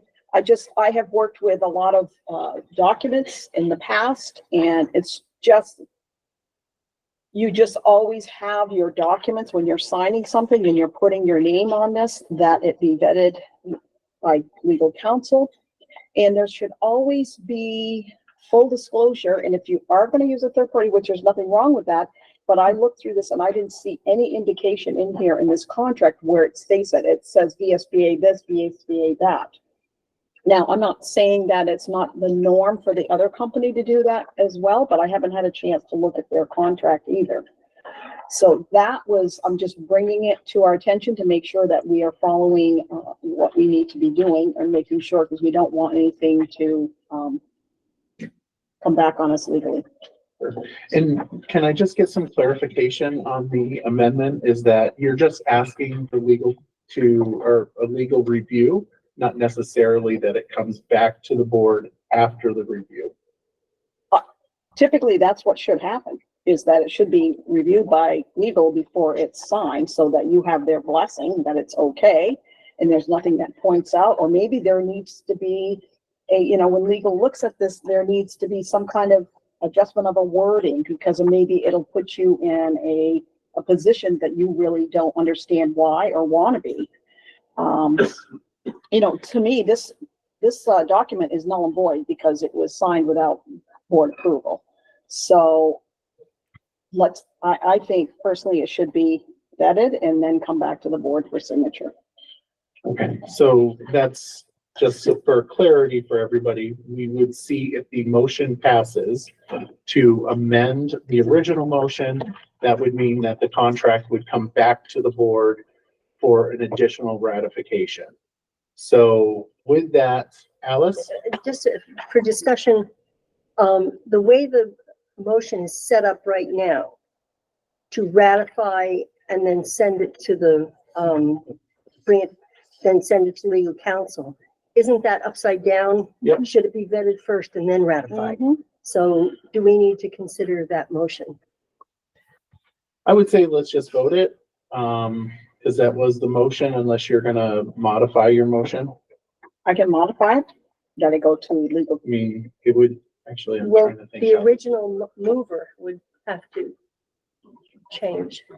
I I'm not thought, changing anything. I thought amendment of a motion takes priority over the original. It does. Okay. So the motion that you have is to send it to legal counsel for review and have it come back to the board. I'm gonna vote this.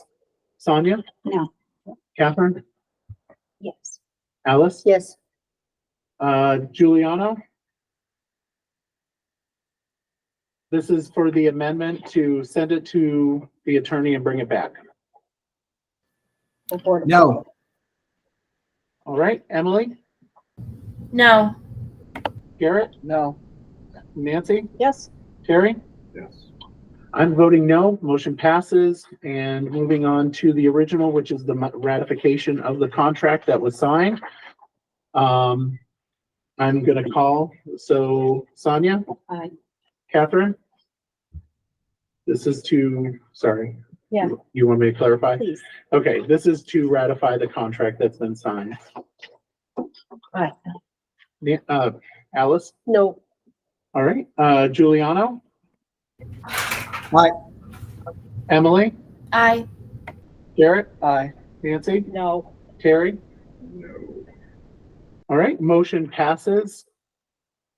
I don't know if people could speak up when because I don't know if the owl's catching it. That the people that said no were Catherine, Nancy, and Terry. Just for, Alice, Nancy, Terry. oh, I'm sorry, not Alice. Catherine. Sorry. Alice, Nancy, and Terry. All right. So can I just be clear, because I lost count of the two motions? Do you still have terms in place that provide that you want me to continue to do the work that we just discussed? Okay, Correct. Yep, the contract has been ratified. thank you.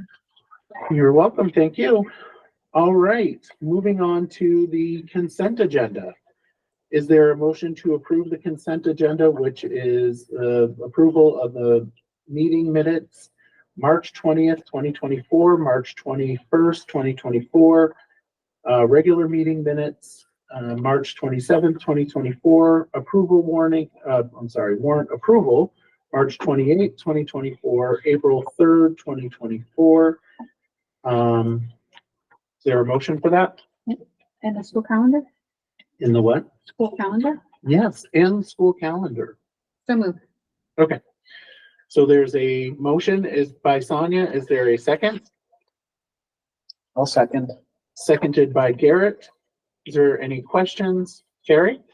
Yep, meeting minutes, 6.1. For the special meeting on, I believe it was March 20th. Only one agenda item at the meeting was addressed. I think the minutes just need to reflect that 3.2 and 3.3 were not addressed and probably should have been removed. In the meeting minutes for March 27th, throughout 7.2 and 7.4 in the minutes, instead of NES, whatever it is, it says NASDAQ. That needs to be changed throughout the document. All right, thank you. I'm assuming that's okay. May I make Yes, a quick comment about the calendar? yes. Just so everybody knows, there was a mistake made in the calendar that we should put in the packet. We got the Thanksgiving week wrong. It's the following week that has been fixed. It will be updated on the website, just so we know when we get it out there. Just want everybody to know, if you see that in the packet, Thanksgiving is not taking place a week early than it normally would. Thank you. Yes. For the meeting minutes for the special board meeting on March 20th, it says, Mr. Cecchinelli left the meeting at 2:16, but we started at, 2 o'clock. He actually left at 3:15, and that may have been my mistake or my error in typing it. And so I just wanted to correct that. He left right before we came out of executive session. All right. No additional comments? All right. Mr. Chair, I just have a Yes. quick question. It won't affect this vote. I'd like to have it researched as to whether or not the warrant approval is eligible to be on the consent agenda. So I think that's something that we could certainly have in a different conversation. I know that other communities do that. But we can certainly have that conversation if you wanna, Yeah. you know. What is can I ask what the concern is? What is the concern? I was just doing some reading in Robert's rules and consent agendas, and it said basically that financial information should not be in a consent agenda, so I just want to verify that. Yeah, normally you understand what consent agendas. Oh, yeah, I do. Okay. Yeah. I didn't mean to question you on that. Nope. But I understand. It just because we're all reviewing them and approving them, it made sense to just have them all there. Yeah. But I understand what you're saying. As an example, financial statements should not be included in a consent agenda. Yeah, these are just payments. Yeah. Okay, just Yeah, checking. no, it's good to Want to check. do it right. That's right. All right. Well, with that, I'm going to move around. Can you double check that for us? Sure. Thank you. Sonia? Aye. Catherine? Aye. Alice? Aye. Giuliano? Aye. Emily? I Garrett? Aye. Nancy? Aye. Terry? Aye or nay? Aye. Okay. All right, motion passes. Moving on to 7.1. FY 25 warning approval. The warning was in the packet. Is there a motion to approve the warning? So moved. It was motioned by Sonia. Is there a second? Second. Seconded by Alice. Is there a discussion?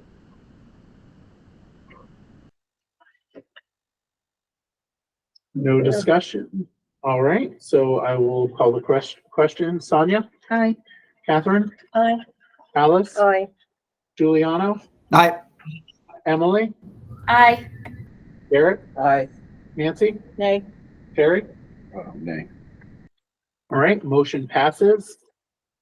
The 2 nays. Moving on to 7. Michael, man, just point to me out. I do have, Oh, thank you. I have the warning here for signatures. I'm gonna bring this over to the central office after the meeting. I believe Tina Lund is picking this up tomorrow, first thing. So I do need signatures. I've also signed the warrant here as well. So Michael, I'll just start off with you. Okay. I don't have a Around for pen. those who can stand it. Actually, it makes sense to start up. Well, let me Yeah, just that's fine. do it. It'll work. It's here, so I might as well take it. All right, there's that. And thank you.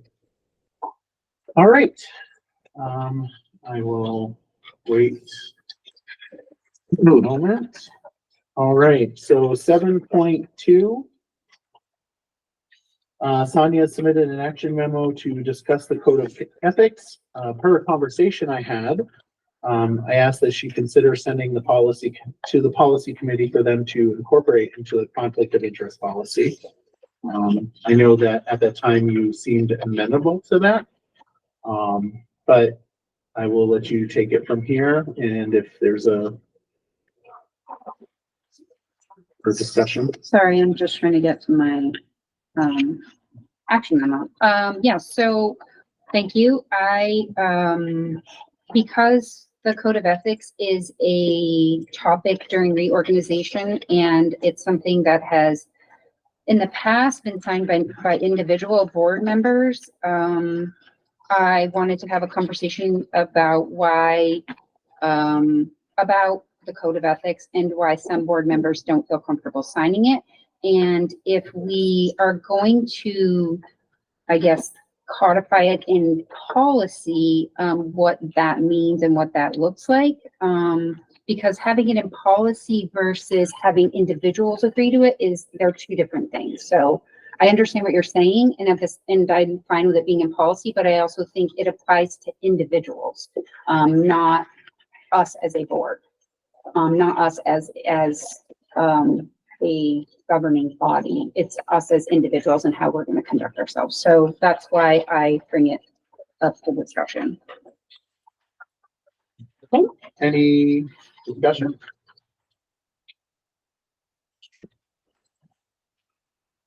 None? All right. Yes, Nancy. Okay.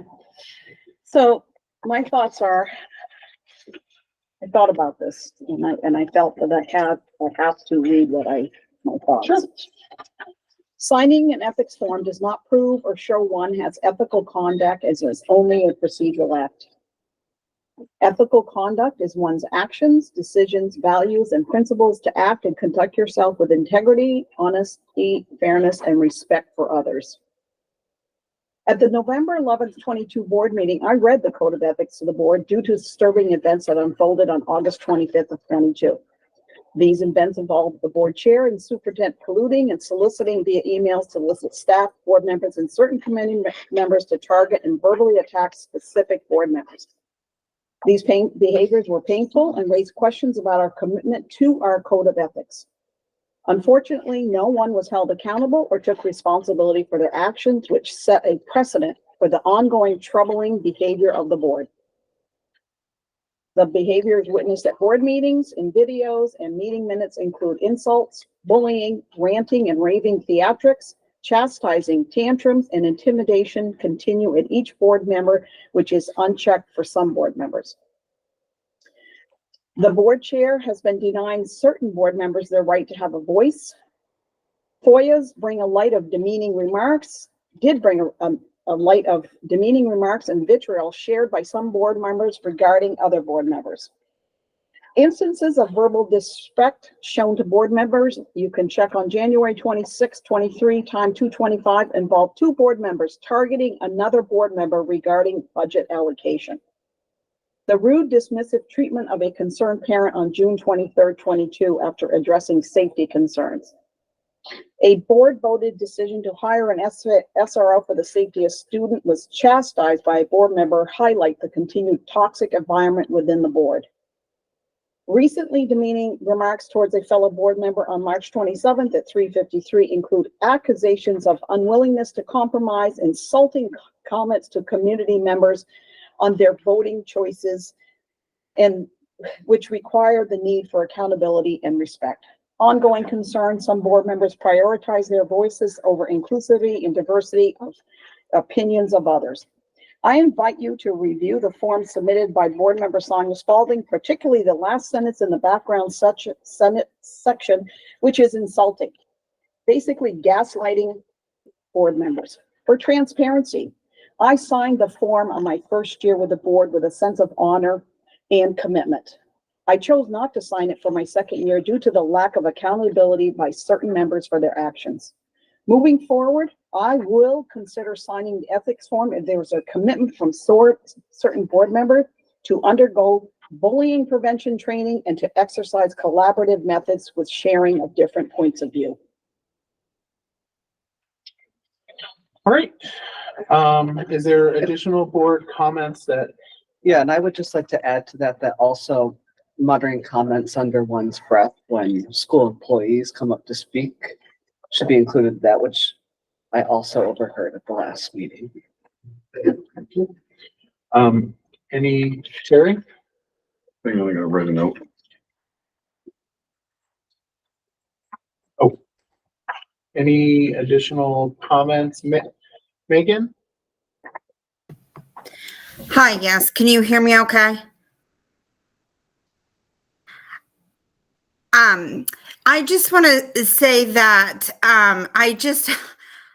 I'm so disappointed with multiple members of this board because I feel like there's a lot of bullying going on, and I feel like some people might be reading the definition of bullying, but they're not taking a look at themselves. And I think that we really need to be careful about pointing fingers. I think that I'm blown away, and I'm really disappointed. And I really think that this board needs to get it together and really stop looking at, Berry City, Berry Town, all these ridiculous accusations, and come together for our students and for our communities. We are one, we are united, and I'm really sick of watching this nasty divide on the board. It needs to end, and I think everybody needs to take some classes. All right, thank you. Any additional comments? Terry? Yeah, thank you. Thank you, Megan. I couldn't have said that better. A signature on a piece of paper is just clearly not a guarantee of ethical behavior. And I am absolutely one that hasn't signed this, because I've sat here and watched other board members around the table and members of this administration absolutely demonstrate horrible ethics. Ethics is I think Sonia said it. Ethics is about each of us individually. It's about us. We're either ethical or we're not.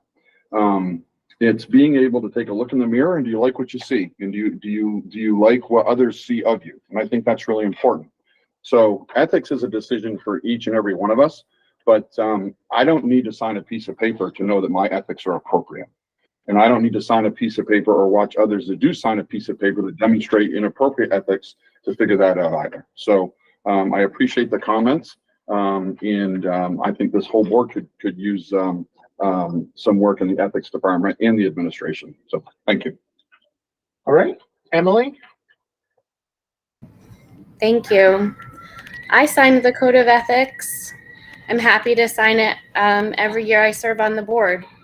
I think as elected officials, we're called to hold ourselves to a higher standard and show our community that we have values written down that they can reference to understand our actions. Every year I serve on the board, I will proudly sign a Code of Ethics. Thanks. All right, any other comments? Paul?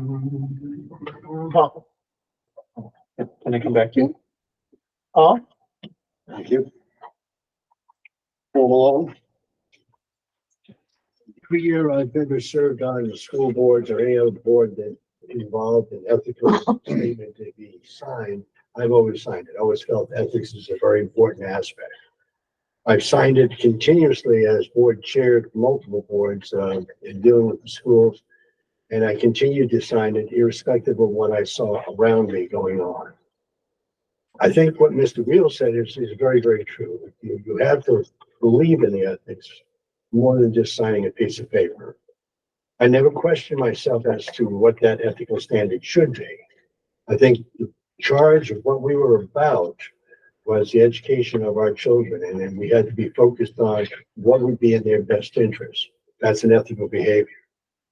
Some of the rudeness and some of the things I had witnessed in my very first day back on the board, I did not understand initially, but I could see that from a simple FOIA request in 2,000 emails later on, that there was a lot of unethical behavior. That's in the past. If you're moving forward now, if you're going to say you want to have ethics, then you better well have people believe in it. It doesn't mean you cut people off or anything else. It means you have to have a standard in which you respect the opinions of other people, whether you agree with them wholly or not. I think the consensus building is also part of that ethical process. If you believe that what you're doing is correct and it's in the best interest of what the taxpayers and voters put you here to do, that's an ethical standard that goes along with why you sign ethics. But I think the long and short of it is, at the end of the day, if you conduct yourself in a particular way, it doesn't matter whether you sign a piece of paper or not. It's the fact that you are conducting yourself in that manner.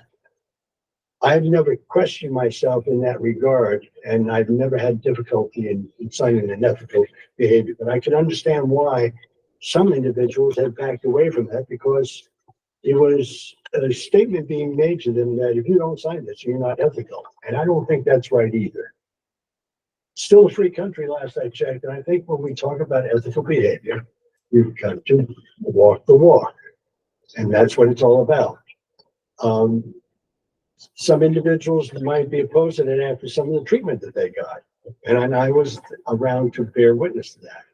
But we're moving forward. And if you're going to move forward, you're going to have an ethical contract, if that's what you want, then you have to well better practice it from all 9 of you. That's my opinion. Thank you. Thank you. And Rachel? Rachel Van Vliet. And I agree with Paul in that we really need to move forward. That's what I'd love to see from the board. And I think that we could go back and forth, and some people are going to think this was an instance of not being nice or bullying. We could go back and forth, find timestamps, but my hope is that we can move forward. And it makes me think about students. And I work in the middle school at Berrytown. I'm a special educator. In a common practice, and I think actually Marin Russo last 2 weeks ago spoke about how we create norms and we agree to them in our classrooms. And so even if a student sees another student not following it, they're still agreeing to follow the norms. And a common practice is actually having the students sign on a poster we have where we display them and refer to them. And so I hope we could be an example. And from my perspective as a special educator, part of the union and a taxpayer in Berrytown, I hope that I would hope to have both. I would hope to have people sign a code of conduct and also practice it. Thanks. Thank you. Oh, you already spoke, so. Is there anybody else? Catherine? Yeah. Sure. Did you sign the I did form? not. Why? May I ask why? Sure. So I can certainly tell you, I'll be very honest with you. The first time I read it, I misread it, and that prevented me from signing it.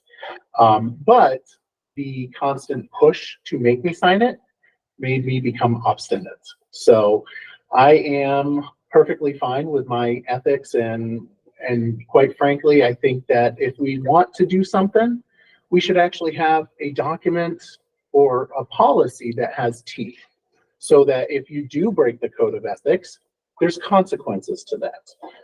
Whereas if you sign a piece of paper by an organization that not necessarily has any jurisdiction over that, I'm just not no. For me personally, that's all. I think one other thing, yes. Sure. I had mentioned in an earlier board meeting that we had when I first joined the board, and I think any new board member probably about the same thing from the VSBA. That was a guideline for boards, and I'd asked if we could develop the board vision, and they had developed a whole program where the board could get together. And I just want to reiterate that I think that's very important. And I think that if we can get the board united in a better flow, that will make our work going forward so much more efficient and easy. And taking the time investing in the people of this board, I think is a really top priority. It seems like it shouldn't be, but I think it's very important. Even though we have the other urgent matters to deal with, it's just becoming hurdle. I can see where there's just hurdles we're going over with each other because there's not a smooth working order between us all. So, and my plan was to do that at the retreat, but given the fact that you want to do that sooner, we can certainly, when we get to meeting dates, maybe we should schedule something that would do that. And we can deal with the retreat later. I will say that one of the things that I got from the retreat would handle that, but we should definitely consider that for a follow-up meeting. Any additional comments? Yeah. Yes. You know, listening to some of the comments, I do agree that we need to move forward. And this idea of when you read the newspaper and it's all about the divided Berry board and kind of echoing finding a way to come together, I think this is a really good place to start for us all to say we agree to these code of ethics. And I don't know, I wasn't on the board a couple years ago, so I don't have the same grievances as others do. And if we're talking about moving forward, let's do that.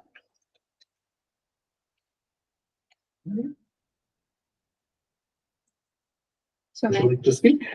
there's, the recommended action for the action memo is, a motion to create a policy to have all board members sign the code of ethics before reorganizing in March each year. And I recognize that some people may not feel comfortable with that. I appreciate the people who are willing to sign the code of ethics. And, while I recognize that some people feel like having their own personal code of ethics is adequate, I think it speaks to, I think it does speak to accountability. If you're not willing to sign your name on a piece of paper to show people that you're willing to uphold a certain number of, a code of how we're going to all behave, then once again, I will say, please remember who you vote for. Are we moving on? Is there anything here? I guess not. So moving on to the next item. Yes. Hi. I'm just noting what I'm seeing. This is Burn Rose. And it disturbs me as a person in the community sitting here. We just had this very serious discussion and people are sharing their opinions. And yet one of the board members is laughing out loud. And that is how can we go forward if I'm just going to comment because I know I have tried to have personal conversations with that board member. But that doesn't feel respectful. And I would hope that everybody tries to do a little bit better. I just know that we can enjoy each other and we can do good work together because Alice set that up for us and we had a really great meeting and I'd like to see that kind of thing happening more here. All right. So Chris Parker she had her hand up first and then Nancy. Thank you, Michael. If the goal of the board is to move forward together and have more cohesion and less divisiveness, it doesn't help or it doesn't work to have multiple areas where some people are and some people are not. So we have a code of ethics, some people sign it, some people do not. We have committees to do the work of the board. Some people participate in the committees, some people don't participate in the committees. I would urge this board to think seriously that if there are members that are not willing to participate in certain areas, then perhaps that's done away for everyone. And then the board and the community suffer the consequences of the fact that no compromise can be reached. And so work slows down, or there's not an ability to move forward in those areas. But to have something where some people do some things and some people do not do those things, that really diminishes the value of that work and of those documents. Thank you. Thank you. Nancy?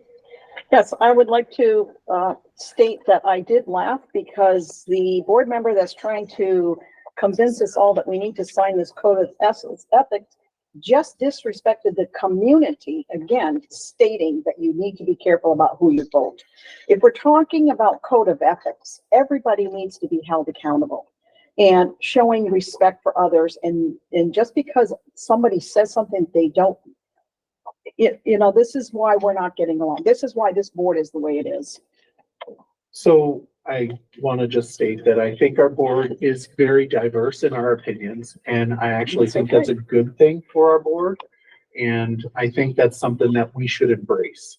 I will say that a code of ethics and a policy that has some teeth, again, I will make that comment, I think would be not a bad idea.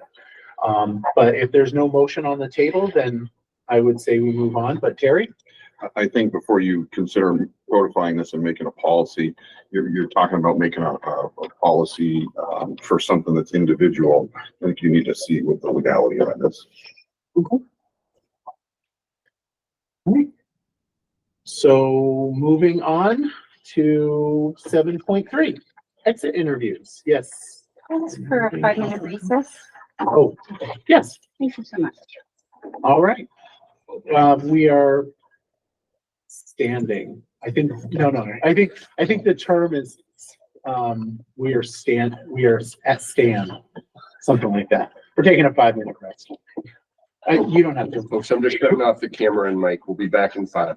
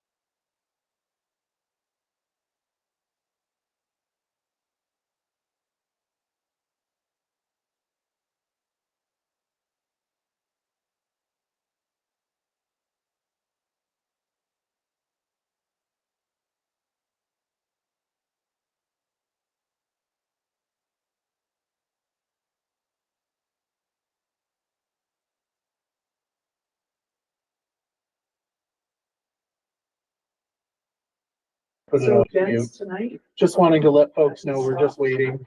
got saved out 20 gallons of good stuff for us. It's all good to take a break. Take the break. Tonight was the last night. That's what he's saying. He said, Like having build a Christmas. but every critical person, we don't, we just all agree. You have new records? As a board. Yeah. He did, 18. Yeah. And that's part of acceptance, that's part of our organizational, plan, and Yeah, he's got a really good reason about it. And then when they were testing on store, it was like, I don't see the way out. He said, we have something. Giuliano and Emily, are you there? It says yes, yeah, that's what we use. I see Giuliano. Is Emily still there? This is. I don't see or hear, so I am gonna start the meeting back up again. All right, moving on to exit interviews. There's a pretty clear action memo in the packet. I would say, is there a motion to let me go down to that particular motion, which is to instruct the superintendent to advise resigning staff that they can have an opportunity to speak directly to the board in executive session prior to leaving the district, and to instruct the HR to include resignation letters in the board packet for approval. Was this by you, submitted by you Well, or Alan? So it was technically both of us. Oh, okay, sorry. Didn't mean to interrupt. But I'm gonna allow Alice to make any comments that she wants to make. Well, first of all, we have resignation letters from individuals in the district.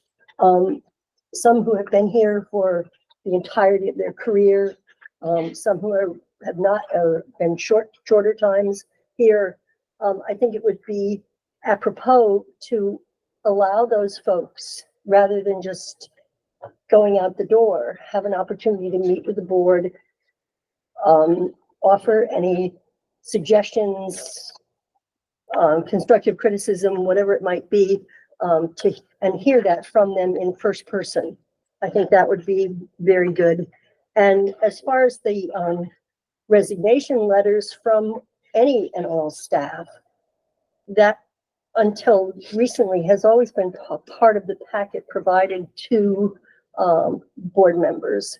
And I think that also gives an interesting insight into why individuals may be leaving, whether they're going on furthering their career, whether they're moving away, whether they're generally dissatisfied, whatever the situation might be, gives us an opportunity to take that information and use it in a positive way to do whatever might be necessary to make things better, to keep them the same, but just to hear from the staff, so the staff is recognized as having a voice.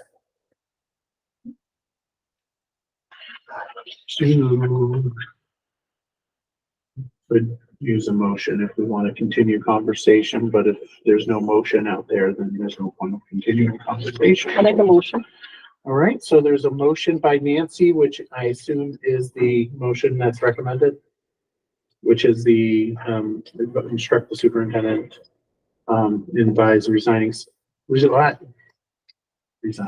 that they can have an opportunity to speak directly to the board in executive session prior to leaving the district, and to instruct the HR to include resignation letters in the board packet for approval. Is that Yes, the motion? that Okay. is correct. Is there a second?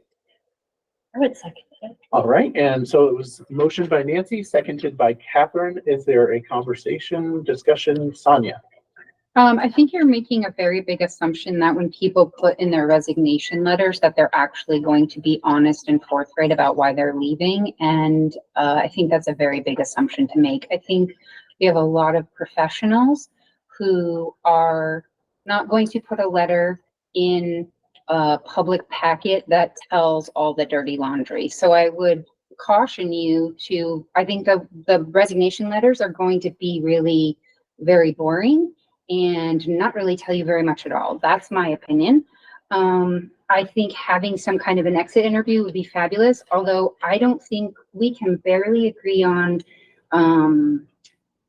most things. I'm not sure how we're going to find the time to sit with all of the people who are leaving the district and want to have an exit interview with us. So those are some concerns that I raise. I, in theory, think that if exit interviews for all staff are very important, but I don't think that if we're going to force people or say that all of resignation letters are going into the packet, then I bet you a lot of them aren't going to be as honest as you think they are. Chris, do we do exit interviews already for staff? We offer them. So yes, and Okay. folks they can fill out, basically there's a whole process. And that's HR. not included in this motion. No. Well, as far as Just I for understand, clarity, it is. yes, it is not. And I think, just to be clear, because there are three of us right here, when you talk about exit interviews with the board, you're talking about for the administration or all people who are leaving?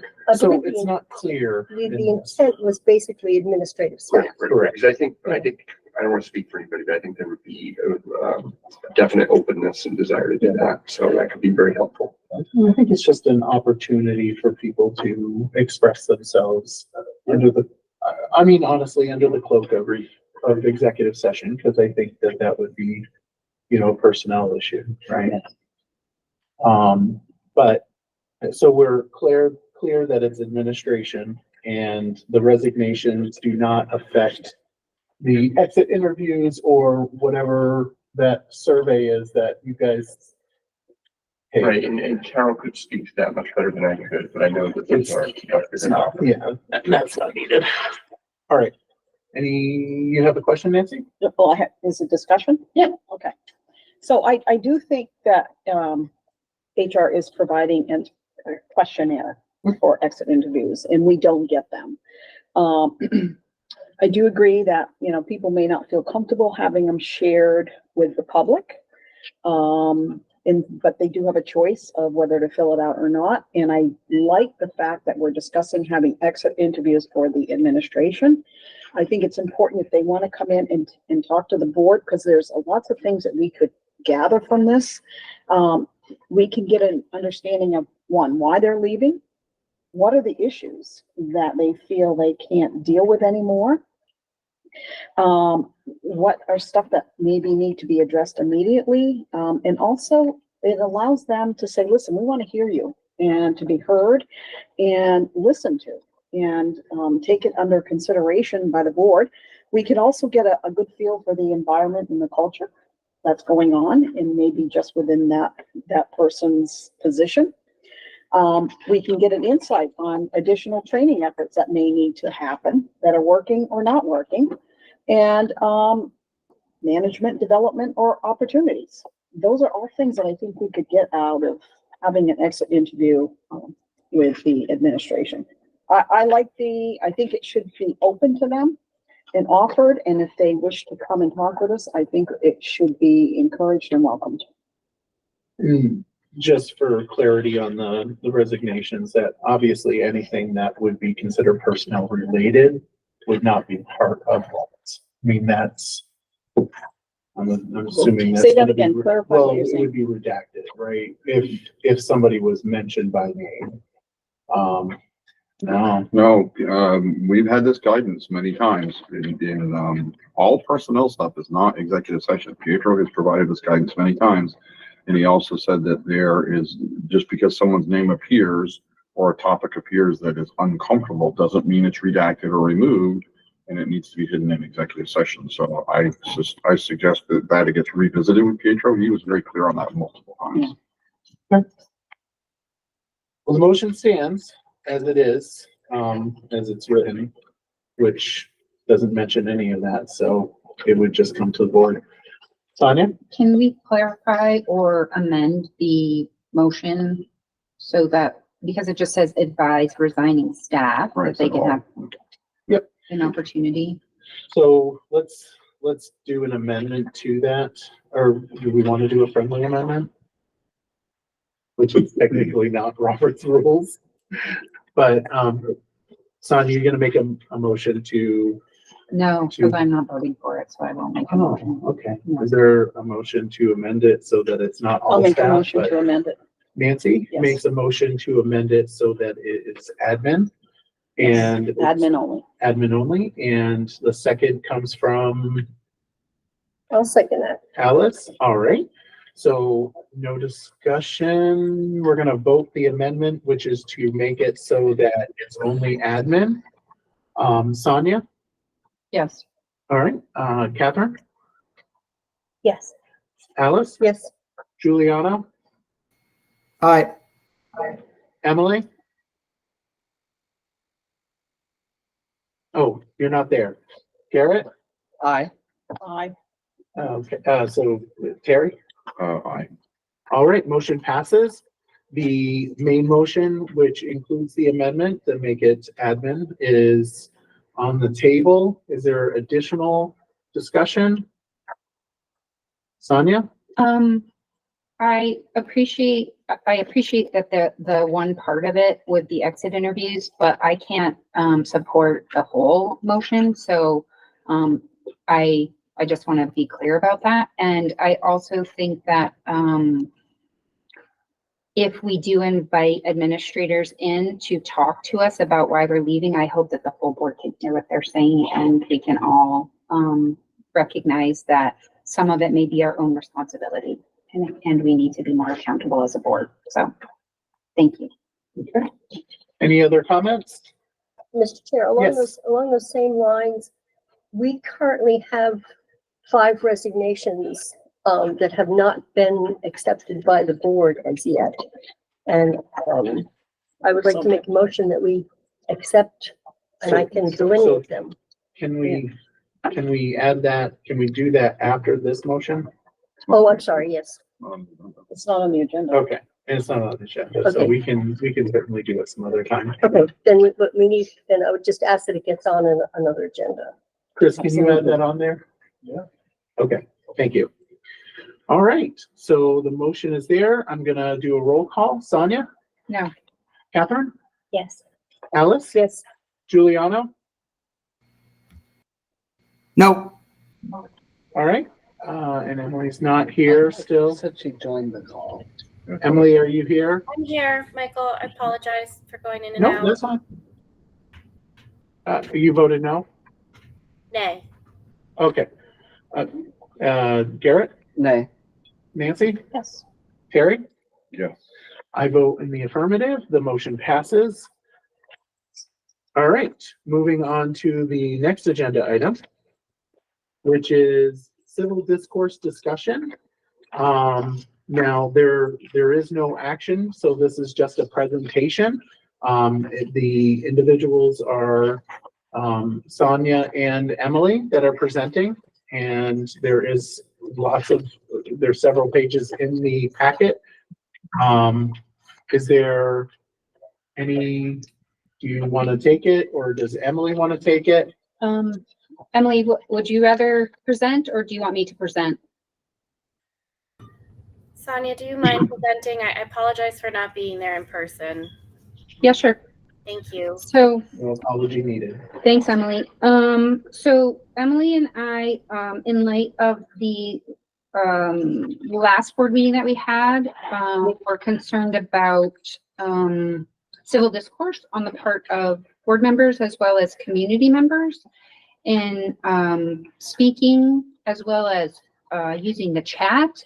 And so we hope that we could have a civil conversation, respectful conversation about civil discourse. And Emily very kindly found this explanation of what is civil discourse, and it is included here in your packet, as well as Robert's Rules of Orders, decorum during debate. And then, of course, public participation at board meetings and the public comment procedure at board meetings, and the code of ethics for Vermont school board members. So there are respectful conversation is mentioned in each one of these, and I recognize that we all play a role in this. And I think that the one thing I often tell my kids is treat others the way you want to be treated. And they say, but he's doing this. And I say, no, the rule is not treat other people the way they're treating you. It's the way you want to be treated. So I would encourage us to just have a conversation that we're going to, we can't agree on a code of ethics, but maybe we can agree on having civil discourse. So I just present it for your conversation and discussion. Conversation? Yeah, I just want to start by thanking Sonia and Emily for putting this together, because as I was reading this, it made me think, you know, even though I've only participated in a handful of board meetings, it already had me thinking, oh, how could I have done that differently? Or, oh, that's not the way that I should have proceeded. And I'll start with, you know, apologizing to Terry and Nancy because I interrupted them quite a few times during the last budget discussion. And even though I'm still passionate about my views, I realized that that was maybe not the most effective way to get my point across. And so I'm really grateful that we're having this conversation, and I think we can all do better, and we have to do better. When I started running for school board, the number one question I got was not about anything policy related. It was, why would you do that to yourself?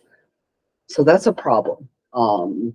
We have to address on that. We have to work on that. And so reading this made me think about how I can start. Okay. Nancy. Yes, this is another one that I've given some thought to and over the last couple of years. And first of all, I just want to say, to me, it was kind of disheartening to think that we need to discuss a code of ethics and civil discourse among adults, and especially at a school board whose responsibility is to educate and prepare students for a successful future. I believe all board members should and must operate and with respect towards one another and engage in civil discourse at every meeting. My view is the responsibility lies not only with individual board members, but with the board chair first. The board chair should and needs to enforce rules for civil discourse and manage meetings effectively to ensure that disrespectful behavior is dealt with promptly and consistently, regardless of who the board member is. If respect and civil discourse are to be expected behaviors, they must be applied to all board members equally, and no one is exempt.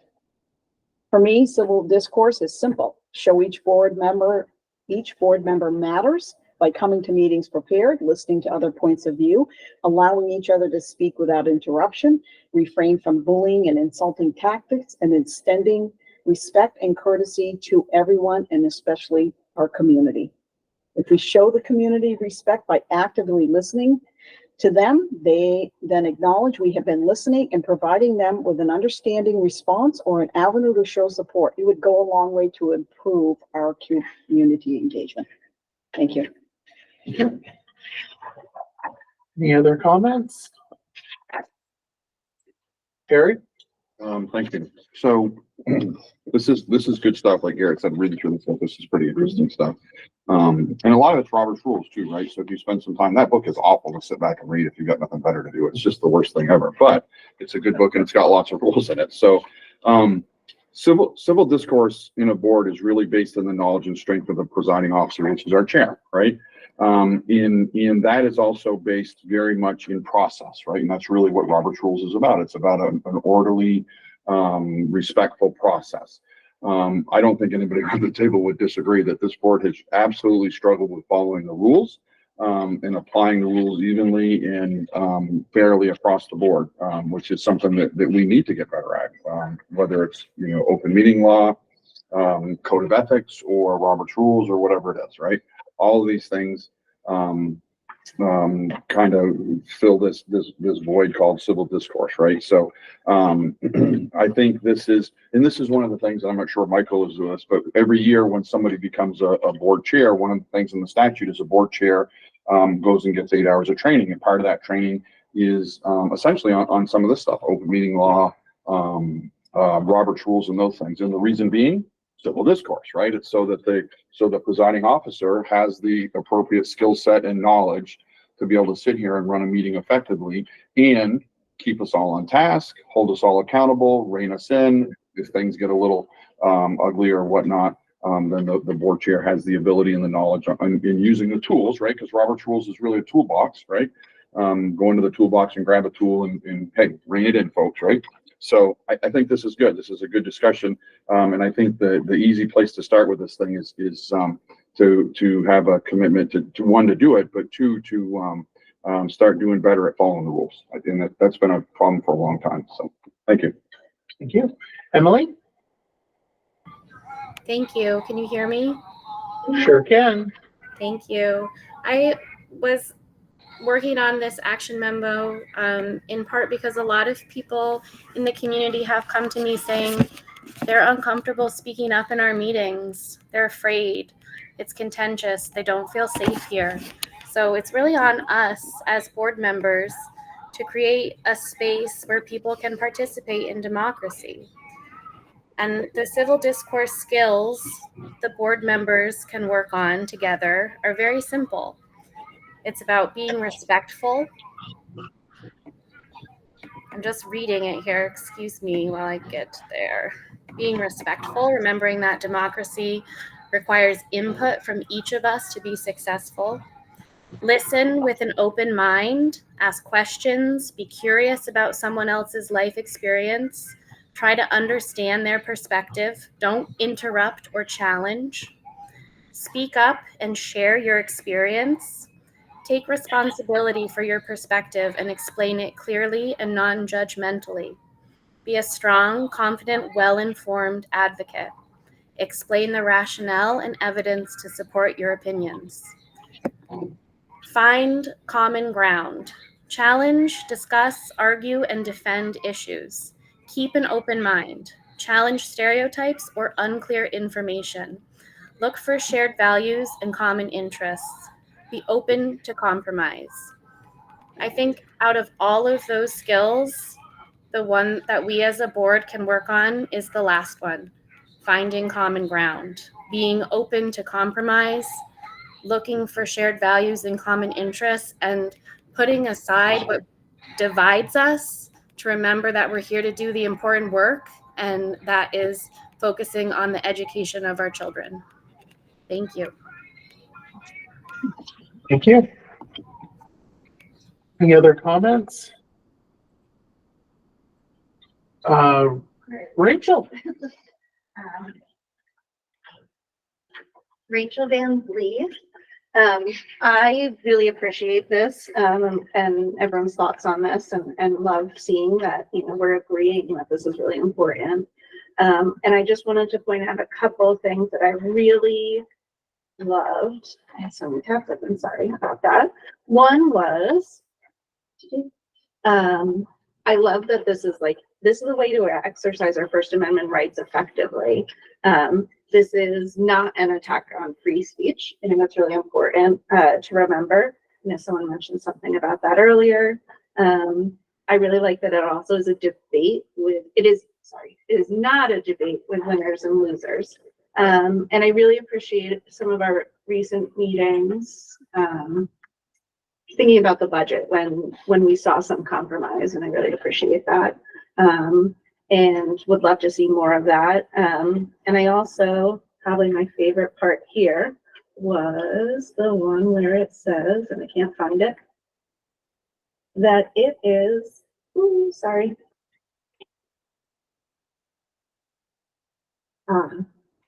This one, under be respectful. Remember that democracy requires input from each of us to be successful.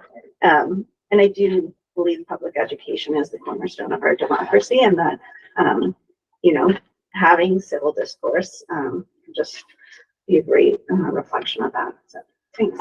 Thank you.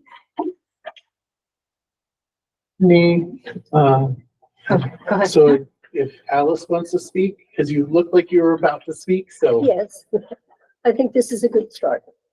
And I think we should continue it. I don't think one evening of moderate discussion is enough. That as we talk about things that we might present at any kind of a retreat or any kind of board development, and we move toward developing a governance mindset for us as a board, that this should continue. Any other comments on it? I appreciate what everyone has said, and I think that we have work to do as a board, but I also think that I hope that we can hold our community to the same standards, which means when community members come to speak, that they will be respectful to us as board members, and that we'll be respectful back. And I know sometimes I haven't been respectful, and I have apologized for it. And so but I think that I think we all have to be models, good role models in that. And while I do agree that the chair has control of the meeting and can call out rude and disrespectful behavior from board members or community members, I think it's on all of us to just be on better behavior. So. Any additional comments? I will state that I try my best. By no means am I perfect. If you see that I am being disrespectful to you, I hope that you would call me out on it. Most of the time I will repent of my sin, but sometimes I don't, but I try to. And I'll just say that I think that we've done pretty good in the last couple meetings, based on only my opinion only, but yeah. So, and I will comment that was made about community members feeling safe to speak to the board. If any community member does not feel safe speaking to the board, please let me know, because I certainly don't want anybody to feel that way. And anything I can do to fix that, I certainly want to do. Good. Hopefully my jovial, tone is a little less. I just wanted to say that the issue of safety may not necessarily be with the board. I was here one night and then I met someone who had come into the board meeting and sat there. And then a community member came and stood over in that area and was big and loud. And the person who was sitting at the table with me got up and ran out the door. And I later saw them in the community, and they left because they did not feel safe with the loudness and the gesticulation of the agitated community member. So that's another way to, I just wanted to share with you that had happened. Was pretty early on. That can be, that was really scary for that person to experience. So it may not just be about you, the board, but it's also about some agitated community person.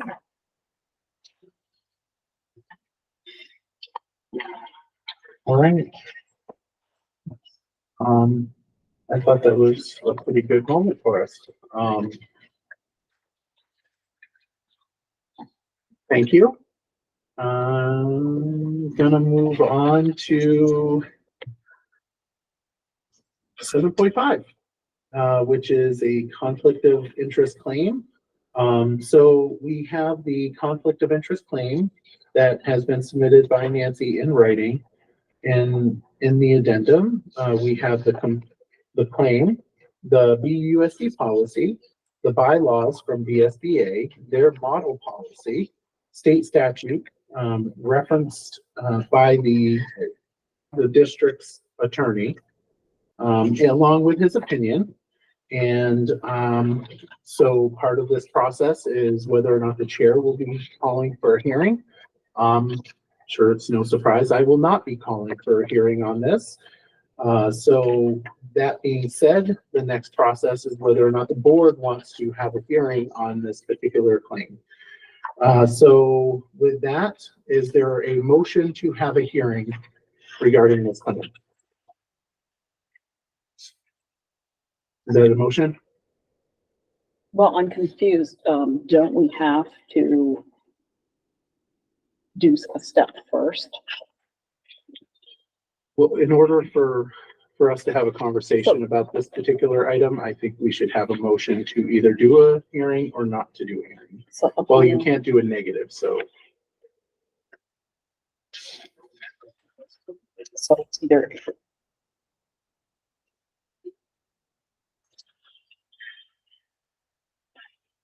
You need a majority vote.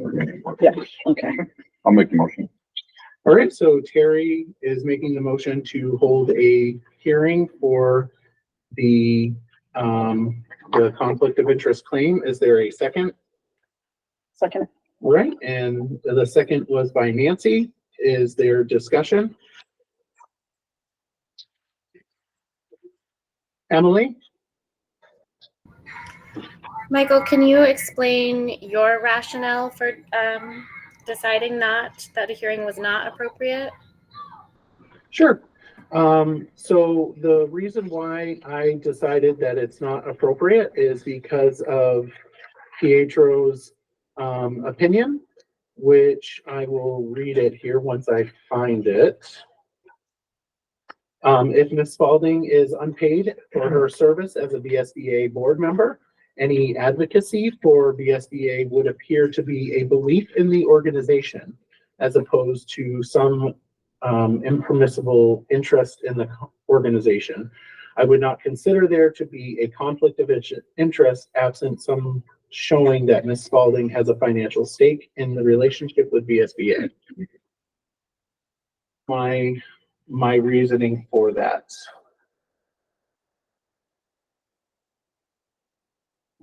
Any other, Nancy? Yes, I would like to explain that, I did file a claim and with a couple of issues. And one being that the board member failed to disclose her role with the SBA. And I also did ask for further clarification on a conflict of interest, but I was denied that to discuss with the legal counsel.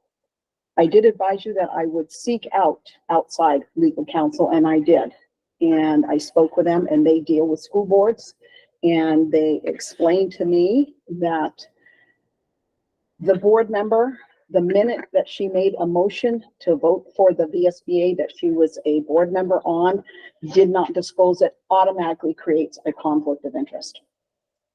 And these people would be willing to come in and discuss this, and I can give you, I asked them if it was okay, but I would like to read what I have. So is this, because we're about to make a decision as to whether or not to have a hearing, and this sounds like this is part of the hearing if we have it.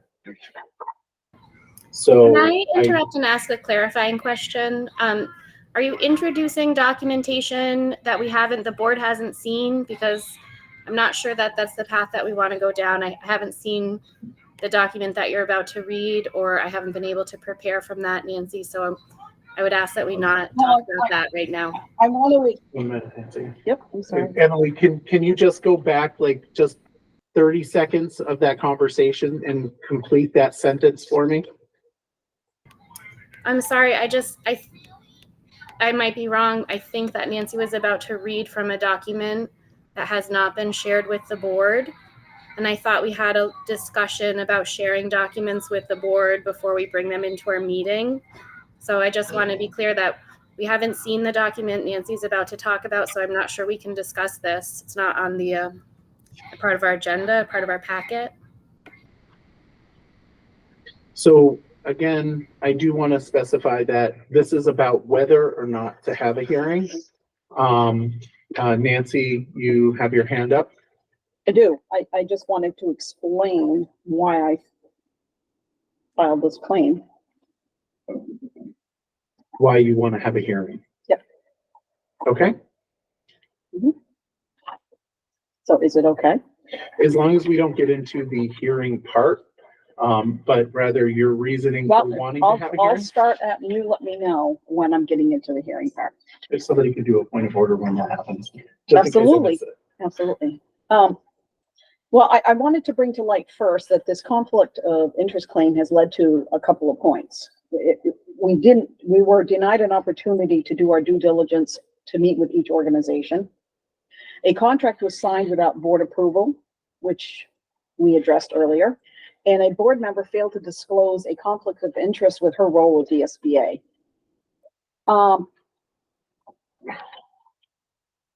She is in a position of governance role and the responsibility to maintain transparency and comply with ethical standards and relevant laws and regulations. I know she has stated or sent an email that she doesn't receive any financial compensation, but they do receive travel reimbursement, which is financial compensation if they travel.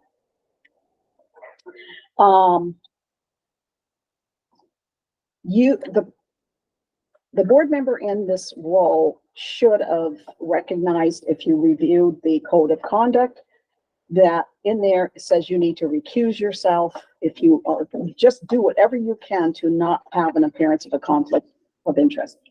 So with her failure to disclose, she disregarded the responsibility and principles outlined in the board Point of code of order. ethics. Yeah. Okay. So All right. I don't think,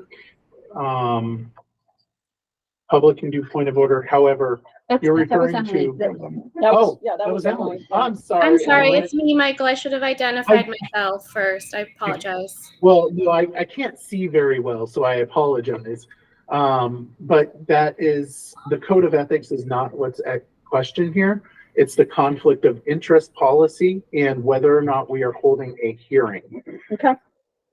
Well, and also I want to, I don't know if I should talk about the legal representation that I got to discuss this, and they said that, I don't know if that goes part of the hearing. I think this is a question, I think that you've presented your point on whether or not it's a conflict of interest, but you can certainly try, just. Why wouldn't you want to, because this is not important just for this incident, but it's important for this board going forward in the future. And legal representation talked to me about that. The most important thing is that we got to address this issue, and then we got to address moving forward to make sure that we don't have this situation again. So by determining whether or not we are going to hold a hearing, I think does address it. Okay. And that's my thoughts on that. Garrett first. Actually, Chris and Rachel, because this is, I'm going to hold off and I want to get the board first. So I do apologize for that. Garrett? Yeah, I just want to say that I found Pietro's, is that how you say his name? Pietro's email very informative because it not only discussed the financial aspect of a conflict of interest, but also, you know, there's the line further, there's no conflict so long as there's no some other personal interest at stake, and gives examples of that along with him concluding that it does not appear that these kinds of personal interests are implicated in this instance. Okay, thank you very much. Sonia, did you have your hand up? I just have a question. Do I get to vote on whether there's a hearing or not? Technically, neither you or Nancy get to vote on it. But Nancy seconded the motion, so. That is true. Okay, thank you. That was a very valid point, so that's a point of order. So the motion was done by. Okay, you didn't call it point of order. Okay. Is that a point of order? Yeah, it's kind of. Okay, so that is correct. So we would need a second to move forward on a hearing. So there's, okay, Terry. The policy doesn't say that. Policy only says about the vote. Doesn't say about who makes the motion and second. It only says that minus those two members for the vote to decide if we want to. Again. That's it. I believe, and that's just my, somebody else read it too, please.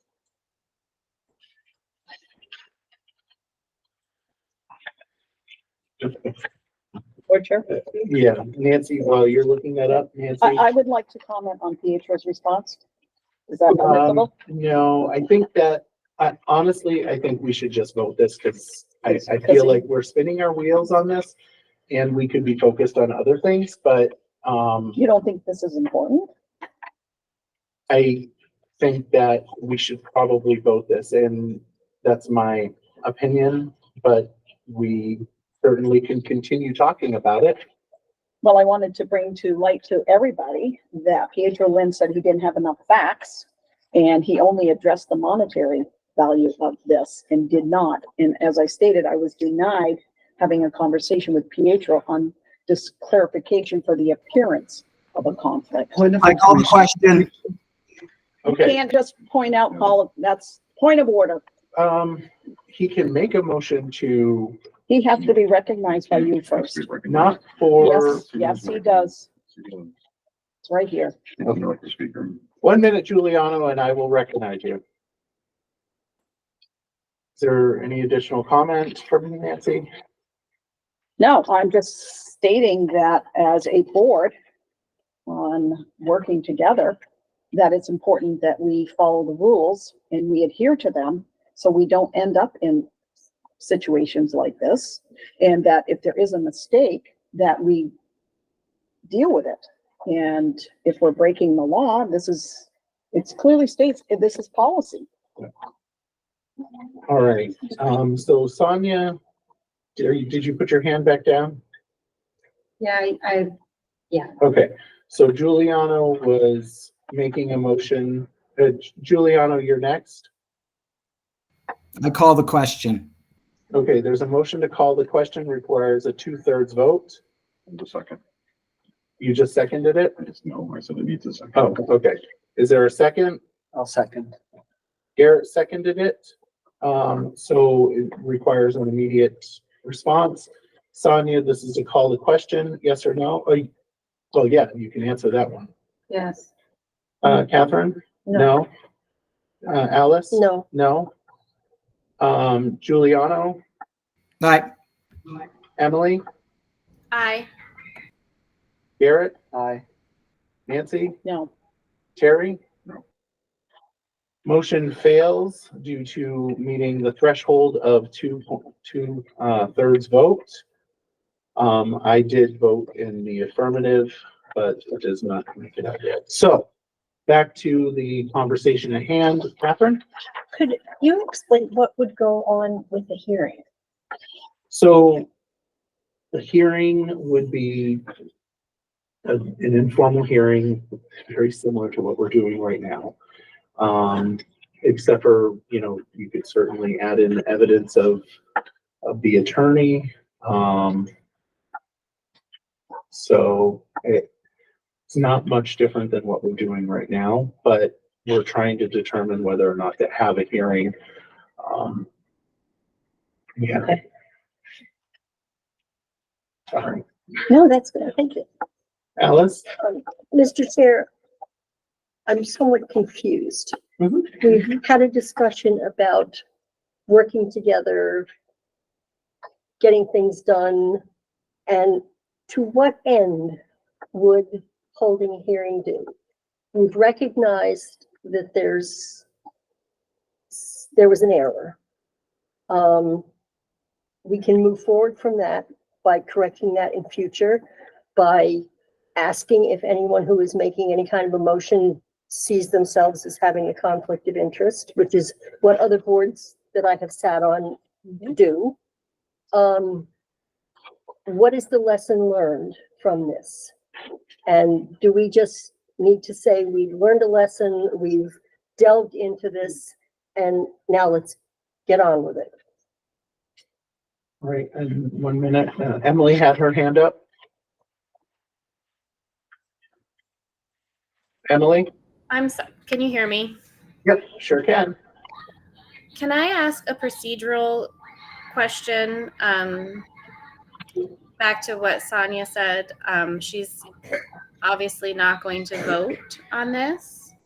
But then I felt like there was a discussion about Nancy being not voting on this either. Can you clarify that for me, please? Sure. So Terry did point out that the policy says nothing about whether or not she can second it, but she cannot vote on it, which I'm not sure how that works with Robert's rules. I will say that I would like to move forward on this, not necessarily on the hearing, but on this vote. But I will say that Nancy is not able to vote on it, and nor is Sonia. And did you find it in Robert's rules? You can second something even if you're not going to agree with it. So Okay. It seems like it's fine. Okay, so you're okay with that? Mhm. All right. Any other conversation? I think we're done. I'm gonna do a roll call. I understand that there's, yes. Can you just restate the motion, please? The for motion clarity? is to hold a informal hearing on the conflict of interest claim for Sonia. Not stating that she is our regional BSBA representative. That being said, I am moving forward with calling the question, or not calling the question, but roll call. I think I'm not gonna get opinions from public. I think I'm allowed to do that, correct? Can I just, probably not. I'll probably get into trouble. It's a board question. Well, we'll be discussing it. Mr. in Chair. Yeah, hearing it's next a week, board, next it's a board meeting. question, so I think we can just move forward, right? Is that correct? You agree with that? Is that what you're saying? You have a release on that? Following policy. Okay. Sonia, yes or no? Oh, yeah, right, that's right. Catherine, yes or no? Yes, and I'd like to just state that, I'm voting yes because it says, it's to fully confirm the absence of a conflict. Okay. Alice? Yes, for the same reason. that- All right. Giuliano? No. Emily? No. Garrett? No, Nancy? she can't. Oh, yeah, that's right. Terry? Yes. All right, so 3-3, motion fails. Right, moving on to the next item. Old business. New hires, is there a motion to, well, let's have Chris present our new hires. I'm sorry. I thought 7.6 was roofing. Yes, you're right. Thank you. Daco. So is there a motion to approve the Daco roofing bid? So moved. Okay, Alice made the motion. Is there a second? Second. And seconded by Catherine. Is there any discussion? Terry? Garrett, did you guys discuss this at facilities? I have some info from Jamie too. Yeah, no, cool, yeah, and just where's the funding coming from? It's gonna come from Capital Reserve Fund, and this is a company that we've used before. Feel very good about these folks, and this will finish up the Berry City roof project, which really will be great to get done. Thank you. You're welcome. Nancy? So, do we have money in the budget for this? Yes. Okay, has already been assigned? Well, that's what we're here for, to, once we get approval, to get this, have this come from the Capital Reserve Fund, we're gonna give the green light for the project. Okay, so, if this budget fails, is it gonna impact? No. No, okay. All right, that's it. All right, any other questions, discussion? None? Roll call. Sonia? Aye. Catherine? Aye. Alice? Yes. Giuliano? Aye. Emily? Aye. Garrett? Aye. Nancy? Yes. Terry? Yeah. All right, motion passes. Thank you. Moving on to 7.7. All right. 7.7, here we go. All right, So new hires, and Chris, would you give a little presentation? Yeah, we have 6 new hires in your packet here. I'll just do a quick little walkthrough of everybody. Austin Fay is going to be a new 3rd grade ELA social studies teacher at Barrytown, Cornell graduate, most recently serving as an interventionist at Union Elementary in Montpelier. Chantal Michelli is going to be joining Barry City as their eco teacher for next year at the middle school. She was an eco coordinator for pre-K for a number of years, coming from Providence, Rhode Island. Michelle O'Donnell is joining the Spalding High School science team. She is a new teacher, brand new out of University of Vermont. She just finished her student teaching at U32. They are in very high regard and wish they could keep her. Laura Sanders is going to be our new school psychologist for Barrytown. It's a major coup here. She's a Castleton graduate, but it's good to point out, and I'm sure Rachel, you've encountered her. She interned as a school psychologist at Barrytown, knows the community really well. I want to give this some real high praise to school psychologists Kristen Perazzo and Jesse White, who served as her mentors. Kristen's at Spalding, Jesse's at Barry City. They think super highly of Laura, so it's great for her to start her official career with us. Somebody to see folks are super excited about is Kim Somerton. She's moving here from Oregon. She's a math specialist with experience as an interventionist with at-risk kids. She's gonna be a new math teacher at C. I am really impressed with this young person. I think she's gonna be a great fit. And finally, we've got Sarah Ulrich. She's joining Barrytown as a 4th grade math science teacher, most recently teaching elementary at Northfield and Waits River, and she's joining Barrytown. Should point out that all of these folks are either licensed or licensable. Happy to welcome them aboard. Is there a motion to approve the new hires or? Motion. All right, Nancy made a motion to approve the new hires. Is there a second? I'll second.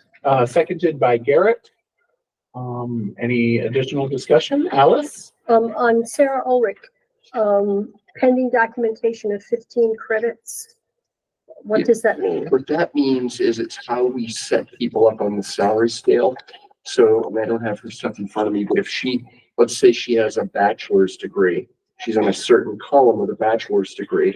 We may not have had, when she submitted her application, all full documentation that she has 15 credits beyond that. Pina works that out with the candidates. We may have it, as long as we have it before they sign their contract. That sometimes happens. We don't have the full transcripts, and we have to have them before we can set the salary rate. Carrie? Chris, Michelle O'Donnell, Laura Sanders, both of them say provisionals. But when you look at their stuff, they're like both ready to go. So is that just a matter of going through the motions? Oh, Laura and Michelle are newbies, so that means yeah. So they're like ready to go. They're going to have their level 1 teaching license when school starts. Thank you. Part of the programs there. So yeah. Thank you. The University of Vermont, Castleton, part of the system. Any other discussion? See, we're getting some good candidates, guys. This is something that we can celebrate right now. I noticed that. We really are. Yeah. I was like, yes, awesome. All right. Going around, Sonia? Hi. Catherine? Yes. Alice? Yes. Giuliano? Aye. Emily? Aye. Garrett? Aye. Nancy? Aye. Terry? All right, motion passes. Thank you. Moving on to enrollment home study reports. I think people have noticed and appreciated that this slightly different format that we think is a little bit easier to read following some feedback. Candidly, I find it a lot easier to understand now. So I don't know. I hope it's been helpful to people. Are there any questions? Nancy? And then Catherine. Oh, go ahead. She can go first. She started raising her hand first. I just had a question on the home study. Yeah. So are those students who are exclusively homeschooled, or are they partially enrolled? It can be both. Typically, an example of a home study student who's in a state-approved home study program who would be partial is if that student is accessing some specific courses. Typically, it's art or music, something like that, that it would be very hard to replicate in the home study program. We do have some students who do that. I don't think that's pulled out of here, but these are generally all of our students who are in state-approved full-time home school programs.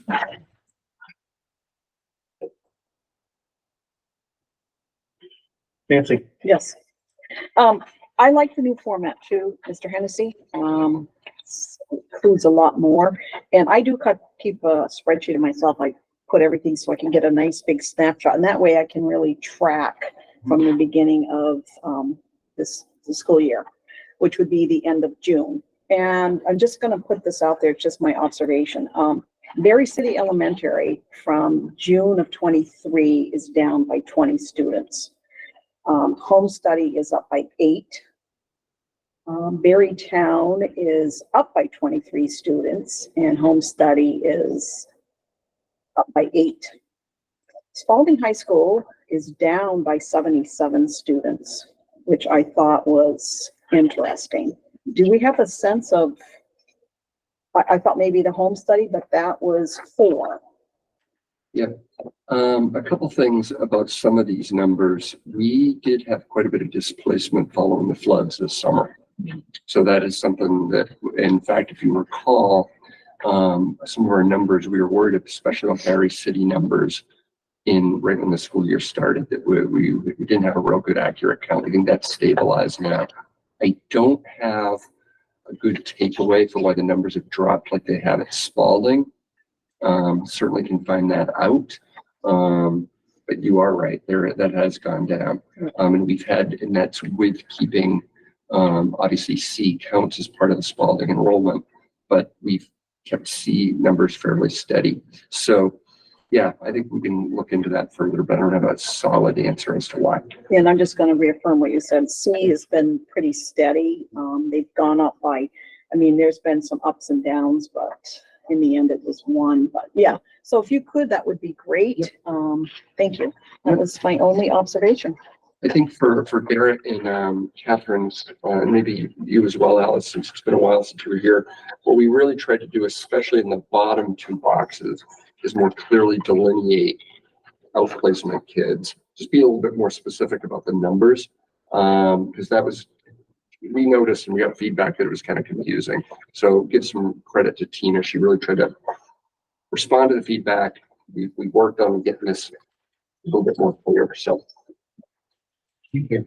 Just following up on what Nancy said, do you know when you'll be able to get an idea of what those numbers are for? I think what I can do is just bring this information, and we have an administrative team tomorrow, and bring it up to Mary and Luke when we meet tomorrow. So just, if you could send us an email, just to let us know. Thank you. Is there anything else? Right. Let's say we're moving on again.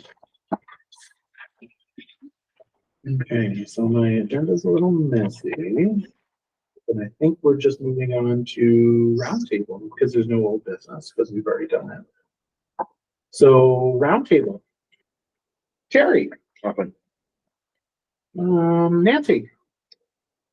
It's been so long since we've done this, kind of reiterate my brain what we need to talk about. Is this just anything we want to talk about? I don't want to get punished and denied us a voice.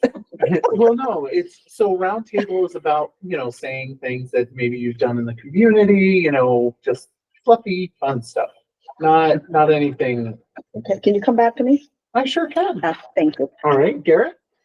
On Monday at the library, we had a solar eclipse viewing party, and I also had a good time just walking around downtown Berry City and seeing all the other events going on. And it was a really fun afternoon, and the weather couldn't have been better.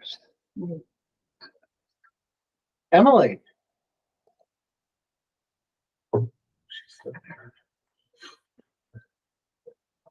I don't know if is she still there? I don't. She might I'm gonna come back to you just in case. Giuliano? Full disclosure, I am sitting at a rectangular table. You're sitting at a rectangular table. I'm a little slow on the uptick. Alice?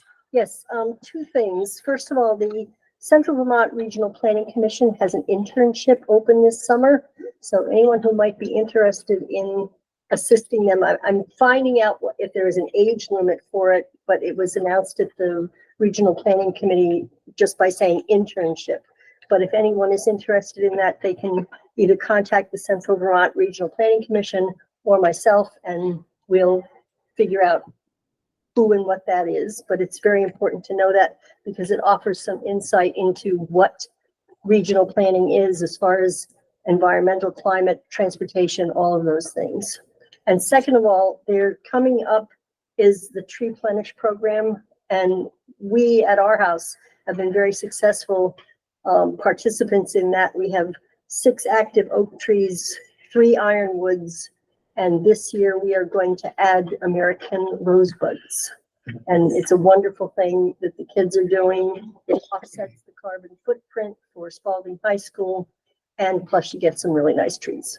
There's an excellent showcase on this on our website as well. Still the last. Evelyn? Got nothing. Nothing?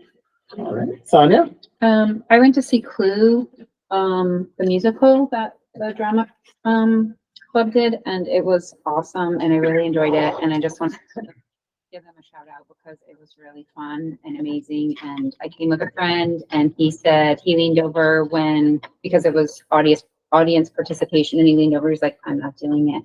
And then at the end, he was like, "Do you want to know who did it?" Because he actually did play along with the game. So it was a lot of fun. I really enjoyed it, and it was just really great. So Maybe as part of our retreat. Oh, well, I'll let you go first. Thank you. I just want to mention that I was very excited to have Jody Emerson speak tonight and to bring forth the need for a space for 16 students. I just think it's wonderful, and I hope that we can help her out because it's going to be so important for all these students, especially the ones that are interested in that program.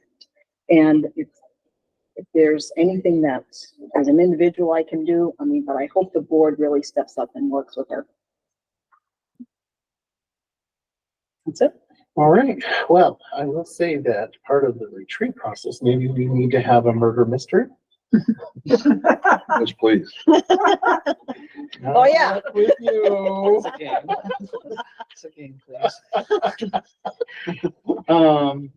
I do want to say thank you to the staff that I think it was last week. I went down to central office and talked to a couple people. Want to say thank you.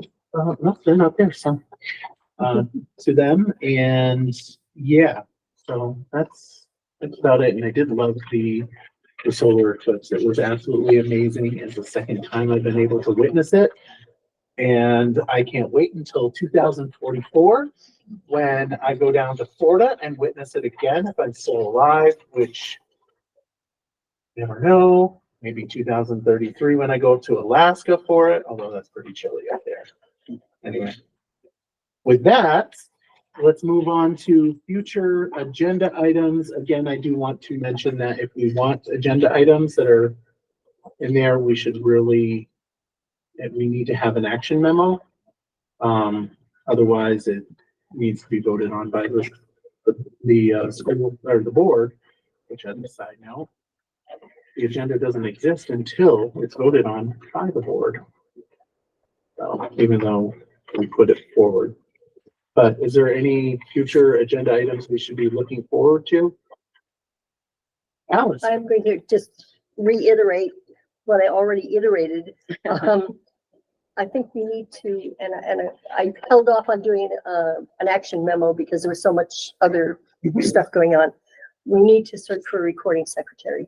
That I think that would share the burden from some of the central office staff, and it also is important to have that, person ready, willing, and able to take the minutes for a meeting. Okay.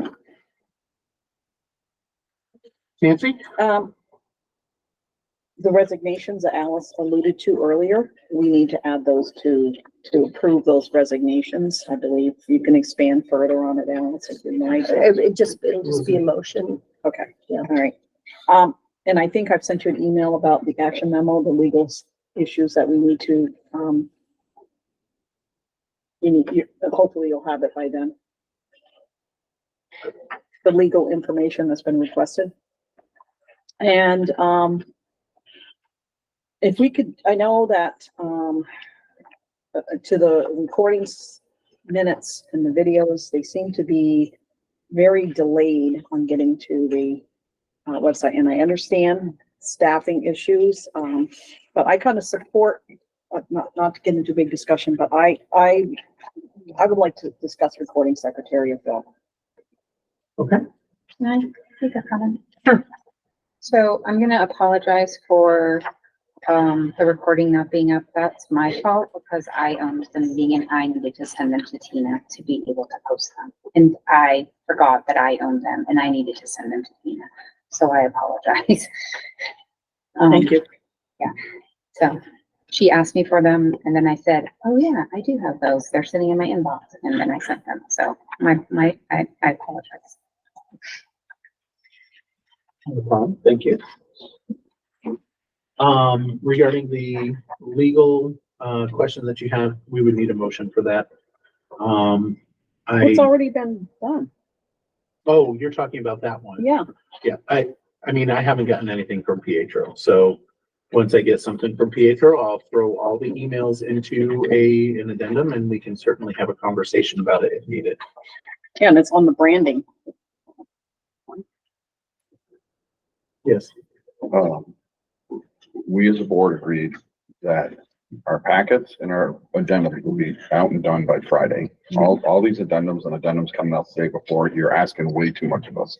As much as the administration or everybody else is busy, we are all busy too. So if we're gonna have material, it needs to be out on Friday.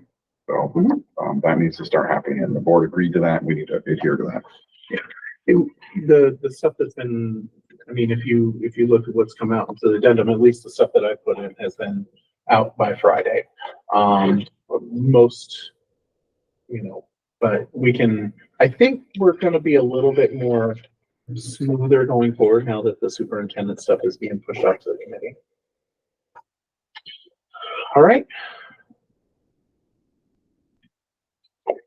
Moving on to next meeting dates. So there's no administrators available on the 24th. So what do we want to do? Question for the board. Do we want to meet at a different time? Is there something pressing that we need to do? And I'm looking, okay, Sonia? You suggested to Jody that we have a special meeting about CVCC Wilson. Which is right here on the thing for next. So let's do that right now.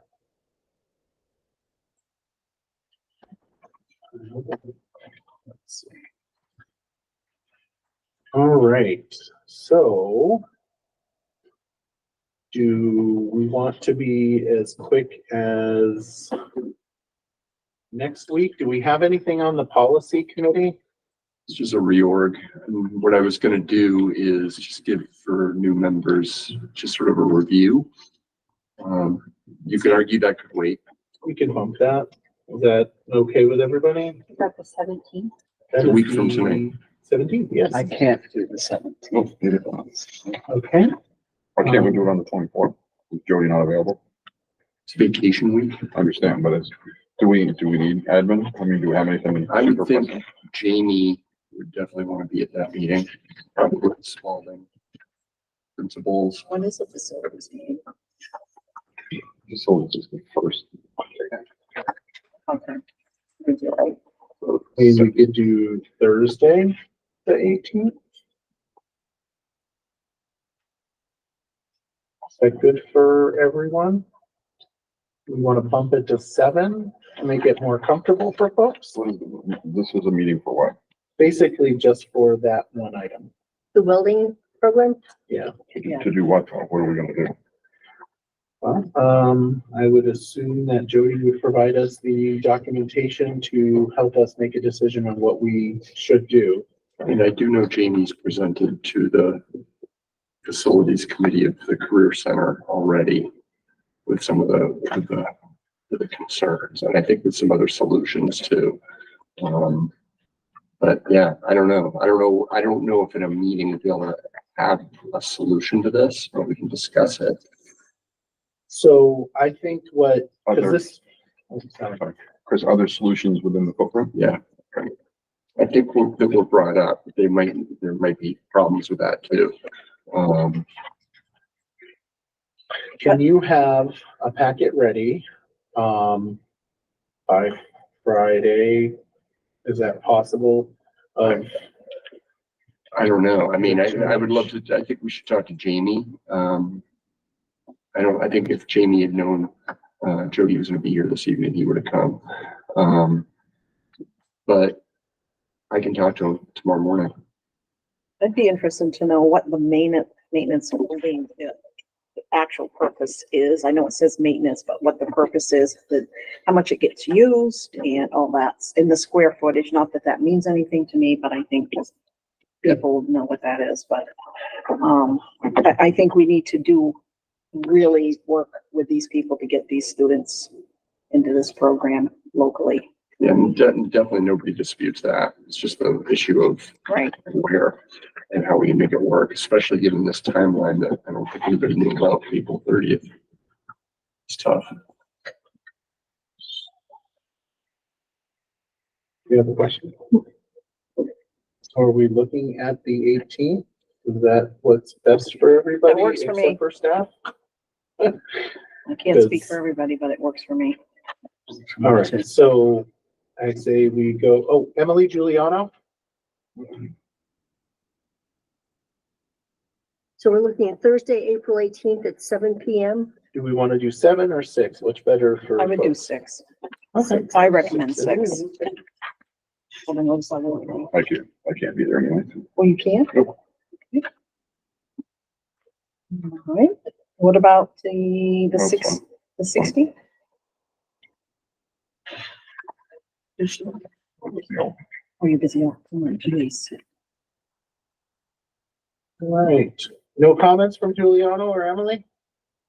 Michael, I will not be attending no matter what day you set. It's a conflict of interest for me. Oh, okay.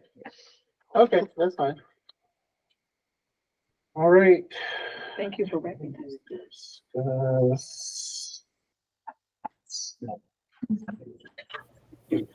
right, Jackie? Hi, so I'm on facilities and we're still talking about the welding space, right? Correct. Is this going to be a public meeting? I would like to be involved in facilities, so I'd like to also attend. This is just it's public board meeting? Yep. Okay, thank Sure you. will. You are welcome.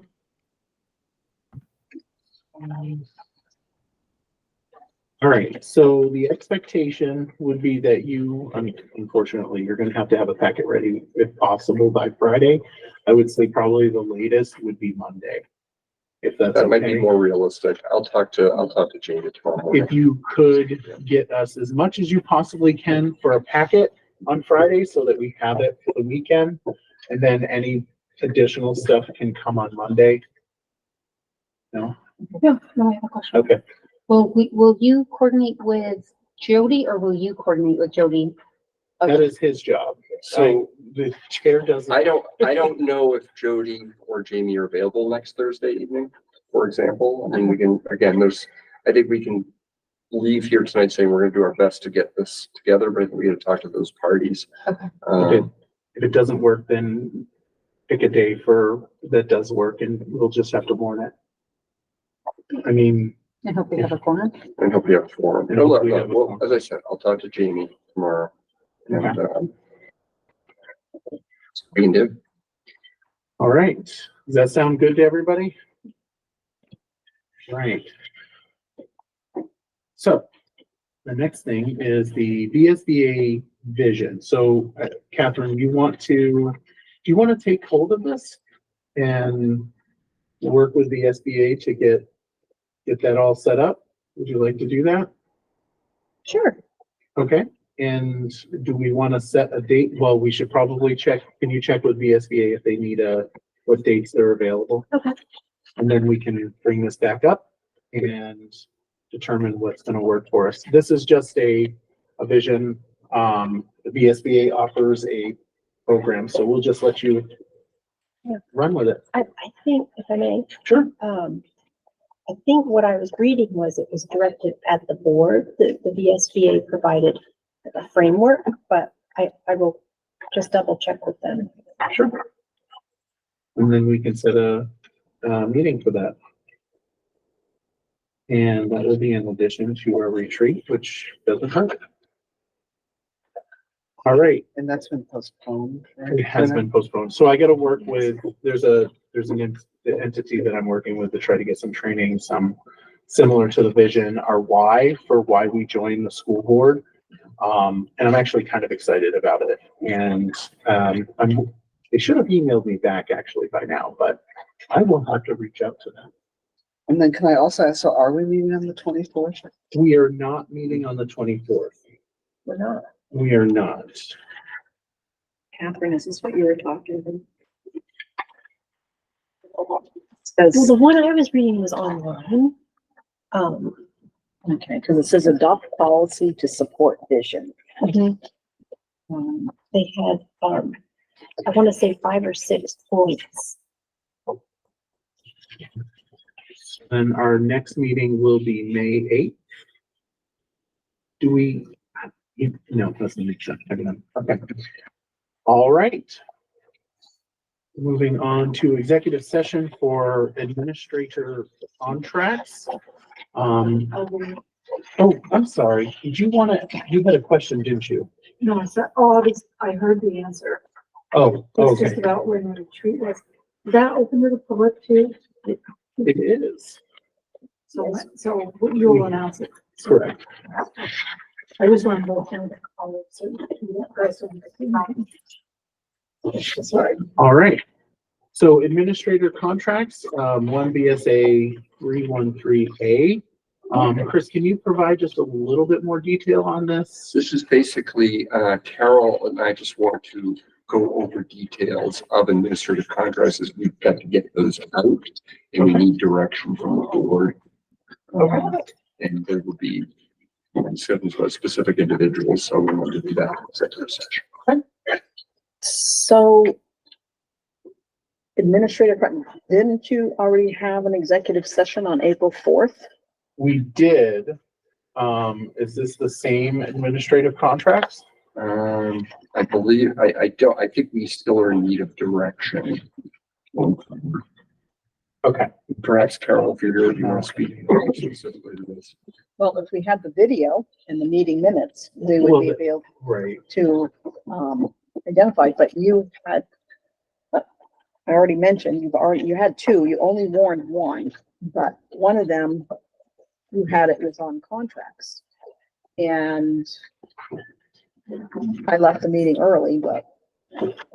Okay. So I don't know if this is the same. You left the meeting with 30 seconds early and then Yeah. came out with executive Yeah, session. exactly. Yep. Well, I guess we can go into executive session and find out if this is the same thing, a repeat of what we've already voted for. Carol, perfect timing. Is this the same contracts from last Thursday that we already voted on? No, those are prepared and ready for your signature. Chris, correct me if I'm wrong, but I think we're looking for guidance for new employees' contract so that we're able to write them and to get them ready and to tell an employee, a prospective employee, what they might be earning. That is correct. Okay. All right. So is there a motion for findings? Motioned by Sonia. Is there a second? A second. seconded by Garrett. Is there any discussion? All right, Sonia, yes, roll call. Aye. All right, Catherine, Aye. Alice, Aye. Giuliano, Aye. I'm sorry. Is Emily in there still? Probably not. I don't think so. All right, Garrett, Aye. Nancy, Abstain. okay, Sherry? Aye. All right, so the motion passes. Is there a motion to go into executive session to discuss contracts under 1 BSA 313A? And invite Chris and Carol. Yep. So moved. All right, I'm, Second. okay, so was that Garrett or Nancy? Garrett, okay. A motion by Garrett, seconded by Sonia. Discussion, go around the room. Carrie, Aye. Nancy, Abstain. Garrett, Aye. Giuliano, Aye. Alice, Aye. Catherine, Yes. Sonia? Aye. All right, we're gonna go into executive session, thinking that, oh, Giuliano's with us. Okay. And Giuliano and Emily and Carol, I sent you invites to an executive session. Just jump So- into that. So just so you know, you can do breakout rooms if you schedule it ahead of time, just for future reference. Okay. I don't know how to do that, but I'm just letting you know. Do not end the call, because we'll come back into it afterwards. Okay. I'm gonna stop the recording. All right.